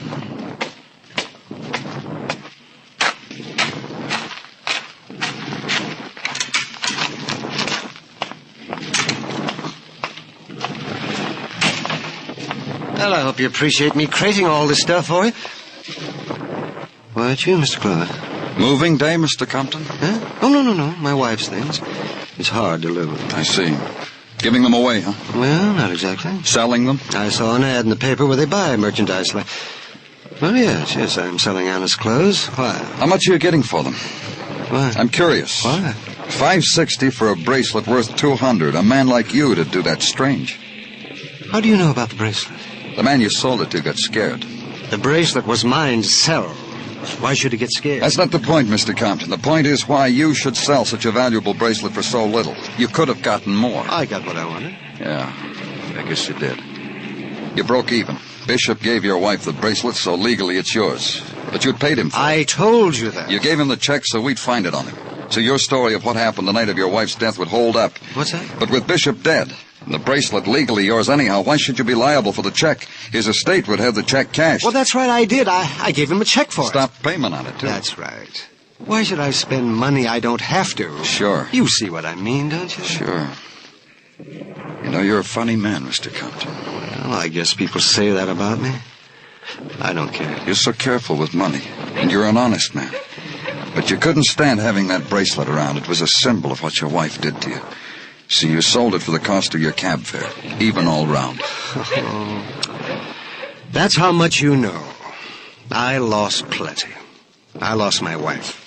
You're a funny man. I told you my wife had a boyfriend, and I was ready to forgive her. She walked out on me anyhow. Oh, she would have come back, don't you worry about it. You'd already killed her when you called Bishop. I told you that. Yeah, I know. I told you how it was. I said that. Then when Bishop arrived, you killed him, too. Wrote out a check and stuck it in his pocket. Put your wife and Bishop in Bishop's car as if she'd left with him. She did, I told... Oh, you didn't listen at all. I could call technical. They'd find blood in your house, no matter how hard you scrubbed. You don't understand anything. I worked hard all my life. I put my own price on things. My wife belonged to me. She was mine. And nobody gets her. Not for a $200 bracelet, they don't. What do you think I am, anyhow? Let's go, For Mr. a bracelet? What good is that? What did you need that for? As if it were something. I'm a hard worker. Things I own didn't come easy. What's going to happen to them now? Mr. Clover, you better get in touch with Mr. Mago. He'll know how to advise me. Why, he's just like a big brother to me.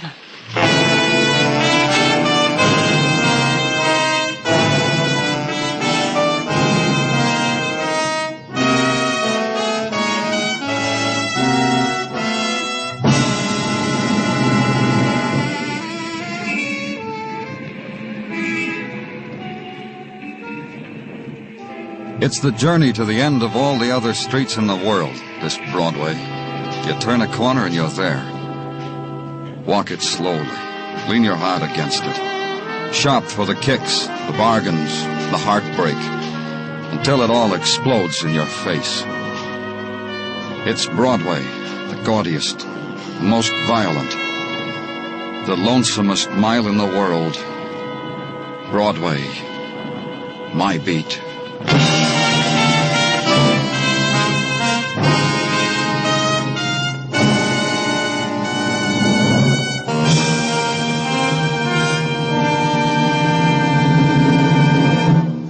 Broadway's My Beat stars Larry Thor as Detective Danny Clover, with Charles Calvert as Tartaglia and Jack Crucian as Muggavan.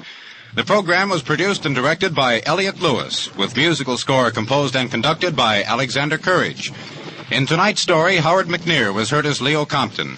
Featured in the cast were Billy Hallop, Lou Krugman, Joe Forte, and Francis Cheney.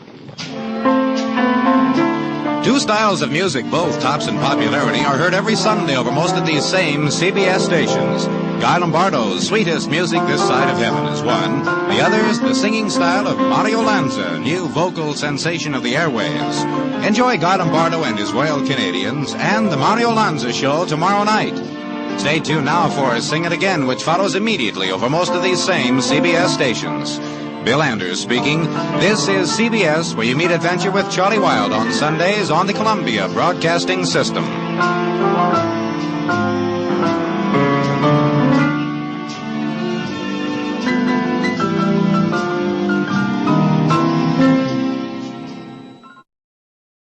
The Adventures of Michael Shayne, Private Detective.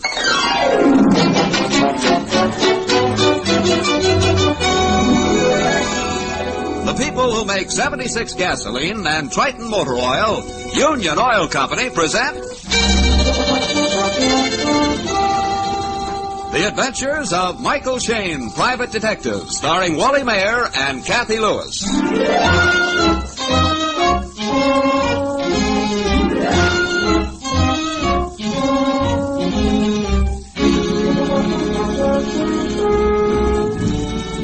Once, Mike Shayne, San Francisco's favorite detective, is in his office high up in the Rust Building attending to business. Phyllis Knight, his easy-on-the-eyes assistant, is taking notes as their latest clients, inventor William Belsey and Miss Hess, try to explain the unexplainable. Now, let me get this straight, Miss Hess. You have been visiting your aunt in New York? Yes, for 6 months. I wired Daddy that I would arrive Wednesday, but I managed to get an earlier train and arrived Monday. And the house was all in order when you came home Monday at 10 in the morning? Yes, that's right. I expected Daddy for dinner, but, well, he didn't come home. You didn't call his office and tell him you had arrived earlier than expected? Oh, no. Daddy hated people in the family calling him at the office. And you weren't particularly worried when he didn't come home at all that night? Not particularly. Daddy often stayed at the club. But you didn't call the club, hmm? No. So Monday night he didn't come home, all day Tuesday he didn't come home? Nor Tuesday night, nor all day Wednesday. So it was only because Mr. Belsey called you Wednesday night and said your father had an appointment with him and that your father hadn't showed up. It was for that reason only that you started to worry. No, I wouldn't say that. I worried more and more as the time passed, but you must remember Daddy didn't expect me till Wednesday night. And his appointment wasn't with me exactly. I was going to be there, naturally, but the appointment was with Mr. Hackert and Mr. Carter. As I understand it, you had an invention which Mr. Hess was going to finance? Actually, he did finance it. He advanced me the money I asked for. But I saw that my estimate was wrong, so I laid the cards on the table and gave Mr. Hess the chance to withdraw. And instead of withdrawing from the venture, he invited Carter and Hackert in on it, hmm? That's right. And I wanted them to think it over before they accepted the deal. It's pretty much of a gamble, you know. And although Miss Hess maintains that her father hasn't been home since Monday, you saw him at lunchtime on Wednesday. Well, just for a second. We just happened to be lunching at the same cafe. You reminded him of the evening's appointment? He reminded me. So today you both decided to ask me to investigate. Well, the idea was Mr. Belsey's. He insisted that we do something, so I called the police, but Mr. Belsey said that wasn't enough, and so we came to you. When did you notify the police? About 11 this morning. I'll get it. Mike Shayne, private detective. Hello, Phyllis. Oh, hello, Inspector. Is Miss Hess still in your office? Why, yes, but how on Let me earth... talk to her, Phil. Sure, Inspector. It's for you, Miss Hess. For me? Yes, Inspector. Here, you talk to him. Hello? Miss Hess? Can you come over to Oakland right away? Why, yes, I suppose so. It's important, Miss Hess. It's about your father. You mean you found him? Yes, I'm afraid so. Afraid? Then something's happened to him? Yes. Oh, serious? Very serious, Miss Hess. Your father is dead. Dead? You say Daddy's dead? Yes, Miss Hess, your father was murdered.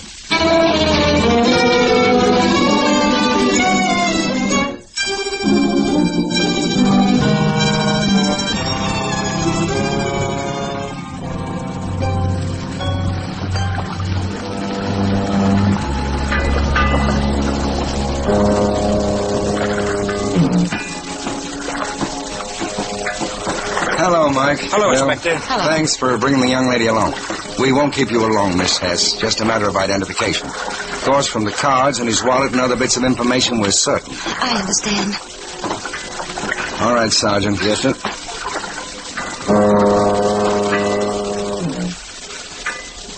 Is that your father, Miss Hess? Yes, Inspector. That's Daddy. Have you any idea as to who murdered him? No, not so far. We'll want to question you later, of course, to find out, well, whether or not he had any enemies. I'm ready to answer questions now. I'm not the hysterical type, Inspector. So I gather. Inspector. Yes? There's something different about Father. And not because... Not because he's dead and been in the water? No. I don't know what it is. Just different. I see. Has the inspector asked about the possibility of your father's enemies? He had none that I know of. How much do you know about Mr. Belsey and the other partners in this deal, Miss Hess? Mr. Carter and Mr. Hackett? Well, I don't know Mr. Belsey at all. I never spoke to him before he called up Wednesday night because Daddy hadn't kept his appointment. You've known the others how long? Ever since I was going to high school. What do you know about them? Well, nothing except that they seem nice. Mr. Shane. Inspector. Yes? I know what it is that's different. Oh? Yes? Daddy's coat, his overcoat, his umbrella, and his glasses are missing. Well, under the circumstances, glasses and the umbrella being missing is not surprising. Of course, he might not have been wearing his overcoat. Daddy always wore his overcoat. It was one of his distinguishing habits. He never went out without an overcoat. Do you know how many coats he had? Well, yes, he had 3, unless he bought one while I was away. Do you mind if we go to your house right now? We might find something there in the nature of a clue. No, I have no objection. Okay. Inspector? Yes? You take Miss Hess. Right. Phyllis and I will take Belsey, and I think the sergeant ought to gather Carter and Hackett, too, don't you? The sergeant already called headquarters and asked them to locate them for us. Good. Then we'll all meet at your place on Pacific Heights.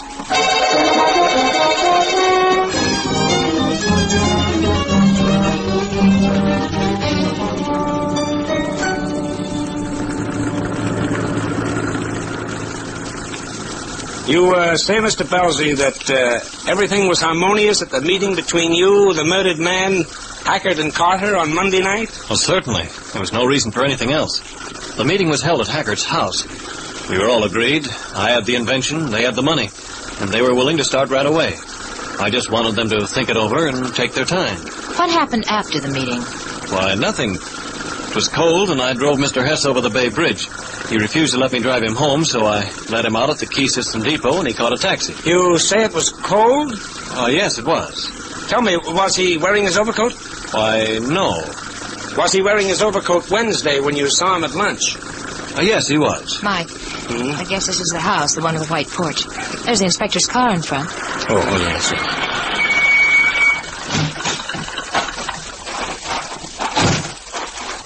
Oh, there you are. Miss Hess is checking the closet for her father's overcoats. I said I'd show you into the living room. In this way. Hackett and Carter are on their way out, Mike. Good. Car just drove up outside. 2 men getting out. Oh, that's them. Inspector, Daddy's dark blue overcoat's missing. And so is his favorite umbrella, the one with the handle carved in the shape of an elephant. Did you say umbrella, miss? Yes, Sergeant. With the handle shaped like an elephant? That's right. What is it, Sergeant? Well, the headquarters just phoned. They found the umbrella and the overcoat with a pair of eyeglasses in the pocket. Where'd they find them, Sergeant? Washed up at the yacht club jetty in Sausalito. What? At Sausalito? Well, that's 10 miles from where we found the body. That's funny. It's more than funny, Inspector. It's the first clue yet. The murderer's first mistake.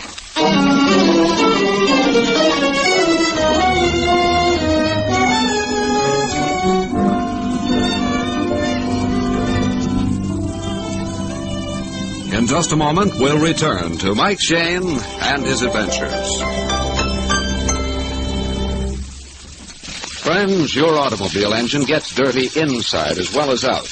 As your engine operates, bits of carbon, particles of dirt, drops of water and gasoline are constantly accumulating in the crankcase. As these accumulations build up, they form a sludge which gums up valves, sticks to piston rings, and otherwise interferes with the smooth, easy operation of your engine.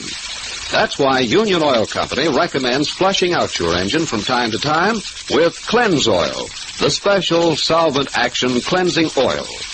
Cleanse Oil is harmless to your motor, but it penetrates quickly to every working part, cutting sludge away swiftly and cleanly. Then, when the Cleanse Oil is drained out, the sludge flushes out with it, leaving your engine clean. And with a fresh supply of pure paraffin-based Triton motor oil, you're all set for hundreds of miles of clean, economical engine operation. Just drive in wherever you see the sign of the big orange and blue 76 and ask the Minuteman for Union Oil engine flushing service. Thank you.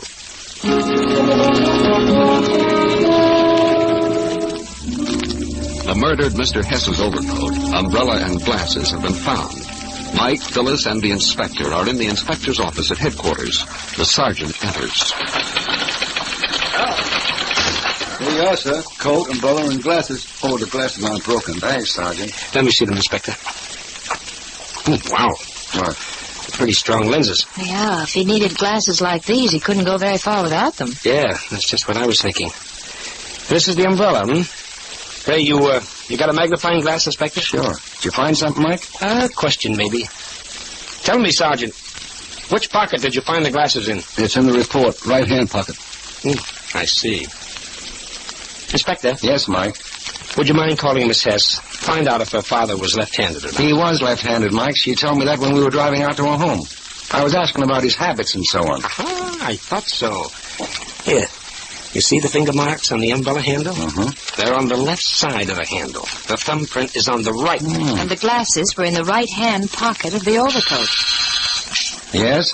Report from Harbor Master says that prevailing currents would never wash umbrella and coat that distance. The Harbor Master says there's a strong eddy and they were probably thrown in the water only a few yards away at most. Thanks. It doesn't tell us much. Only that the murderer threw the coat and umbrella into the bay about 10 miles from where the crime was committed. It only goes to substantiate murder. We already know that. Maybe we better have in Hackett and Carter. Okay, Inspector. Yes, Inspector? Send in Hackett. Yes, sir. Any ideas, Mike? Yeah. Same as you had. Added together, they don't make much, do they? Sit down, Mr. Hackett. Thanks. Tell us, what do you know about this business? I don't know anything about it. You were in on the business discussions? Certainly, but I hardly think they had anything to do with the murder. Well, we have to start somewhere, you know. Well, then why don't you start with some of the men that Hess quarreled with? Well, I happen to be one man with whom he never argued. You're suggesting Mr. Carter? You're supposed to be the detective. But you're doing the hinting. And Carter wasn't the only one who hated Hess. Well, if Carter hated Hess, why did Hess invite Carter into the deal? Hess didn't know that Carter hated him. Well, you're not suggesting that Carter had anything to gain in this venture. That is, by Hess's death. I'm not suggesting anything. It does seem to me, though, that many people had plenty of reason for killing Hess. Some men hated him. They could have killed him out of anger or revenge. Why look for some financial gain as a motive? We're not. As far as we can see, no one gained anything by Hess's death. Except his daughter, who will inherit a pretty penny. Again, are you suggesting that Miss Hess didn't get all the money she needed from her father? She got all she needed, but not a cent more. Hess was tight. A nickel had to reproduce itself in 12 months, or else. And you can't help us any more than that? No. I see. Well, ask Mr. Carter to step in on your way out. Thanks. There's an unpleasant character. Yes, but unnecessarily so. He pretty well removes any doubts as to what we might think about money being the motive for murder. Oh, I'm not buying that, Inspector. In its entirety, anyway. Oh, but nobody has anything to gain by Hess's death.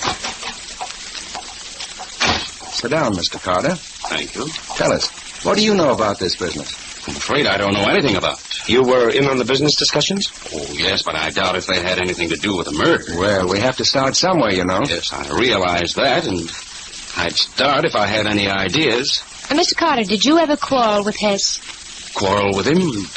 No, I've often disagreed with him, but I wouldn't call it quarreling. Would you say he had many enemies? Good land, no. He was very businesslike, very brusque. Not at all approachable, if you know what I mean. A man of opinions? Oh, definitely. But he respected other men's opinions, too. And the Monday night meeting was held at Mr. Hackett's house, Yes, the Hackett's was the most centrally located. Besides, neither Hess nor I like to conduct business at home, and Hackett doesn't mind. You get along all right with Hackett? Certainly, I understand him. His bark is worse than his bite. Oh. He's really a very nice fellow. The last you saw of Hess was at Hackett's house, huh? Yes. You made no future appointments with him? No, except the one for Wednesday night. Oh, wait. Yes? Come to think of it, I did say as I was helping him on with his coat that I might see him Tuesday at the club. But you didn't? No, because I didn't go to the club. I was detained on business over in Oakland. I see. And you can't tell us anything more? I'm sorry, no. Thanks a lot, Mr. Carter. We'll call on you if we need you. Well? Not much help. I disagree. What? What? He was a great help. I can't see a suspect in the whole bunch. No, nor can I. That's Mike. Ask the sergeant if Carter and Hackett have left the building yet. Yes, Inspector? Have Carter and Hackett left yet? No, sir. They're standing talking to Miss Hess and Belzy. Good. Tell them we've got a lead and that Mr. Shane would like to see Miss Hess at her home alone in about 30 minutes. Did you get that, Sergeant? Yes, sir. And see that they all hear it. Yes, sir. Right away. What's the idea, Mike? The murderer has left plenty clues. I don't know what they are, then. The coat and the umbrella being found so far from the murder. Yeah. The eyeglasses in the right-hand pocket of the coat. Mm-hmm. A deliberate falsehood. One says Hess was wearing his coat. Another says he was not. One says Hess was argumentative. Another says he was not. So what? They're clues, but they don't lead us to anywhere. Right, Inspector, right. So we trapped the killer. Go on. I'm waiting. The killer's clever, Inspector. Very, very clever. He's covered his tracks beautifully, yet... Yeah. Mike? Yet, like every other killer, he made mistakes. We have found some of these mistakes, but we don't know who made them. So we're pretending that we found a lead. The killer will worry. And try to find out what we know, thereby making another mistake. One that will point the finger at him, huh? Right, Angel, right. Now we'll go to the Hess place in my car. I'll drive, and you two keep out of sight. In the back, lie down on the floor. I've got to have the killer believe that I'm meeting Miss Hess alone and that there are no witnesses. Look, Mike, I don't like that. Why not? Well, you're practically inviting the killer to take a pot shot at you, using yourself as bait. Mike Shane, I didn't catch on at first. Well, you're not going to do any such thing. Yes, I am. I'm going to catch the killer, and you can help or not. Now, come on. Out the back way. I'll drive my car into the police garage, and that way no one will see you two getting into it.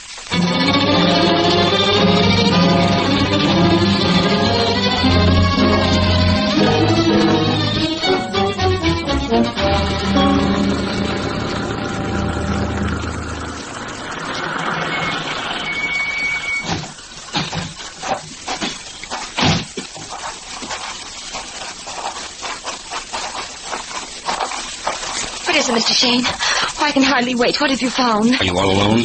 Yes, except for the maid. No phone calls? No, not a thing.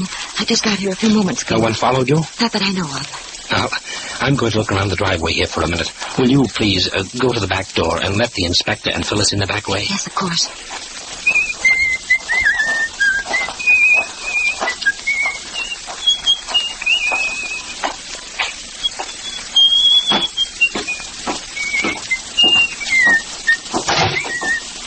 How about it? No soap, eh, Mike? Apparently it didn't work. Well, I'm just as glad. I can't see any profit in catching a murderer and losing my boss. You expected the killer to follow you.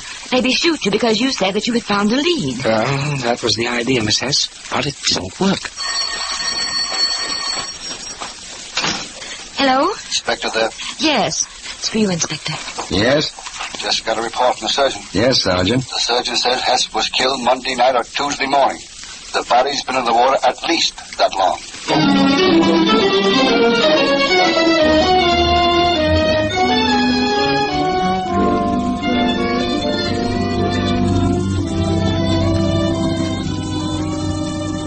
We'll return to Mike and Phyllis in just a moment. Friends, just about everyone who drives a car knows that carbon is one of the prime evils of motoring. But what many people don't know is that the choice of a lubricating oil has a direct influence on the amount of carbon formed in their engine. Yes, that's right. Your selection of a lubricating oil determines the amount of carbon formed in your motor. That's because nearly all carbon comes from the lubricating oil and not from the gasoline, as so many people think. But lubricating oils differ widely in the amount of carbon they will form. For example, in a recent laboratory test made with the 7 leading motor oils sold here in the West, Triton motor oil contained 38% fewer carbon-forming elements than the next best oil, 86% less than the average. In other words, ladies and gentlemen, in addition to being a 100% pure paraffin-based lubricant, Triton motor oil gives you definite protection against carbon. That's because Triton motor oil is made by an exclusive propane solvent refining process, a process so valuable that it's been patented by Union Oil Company. You can buy Triton at all Union Oil Minuteman stations, wherever you see the sign of the big orange and blue 76. Remember, Triton cuts down carbon.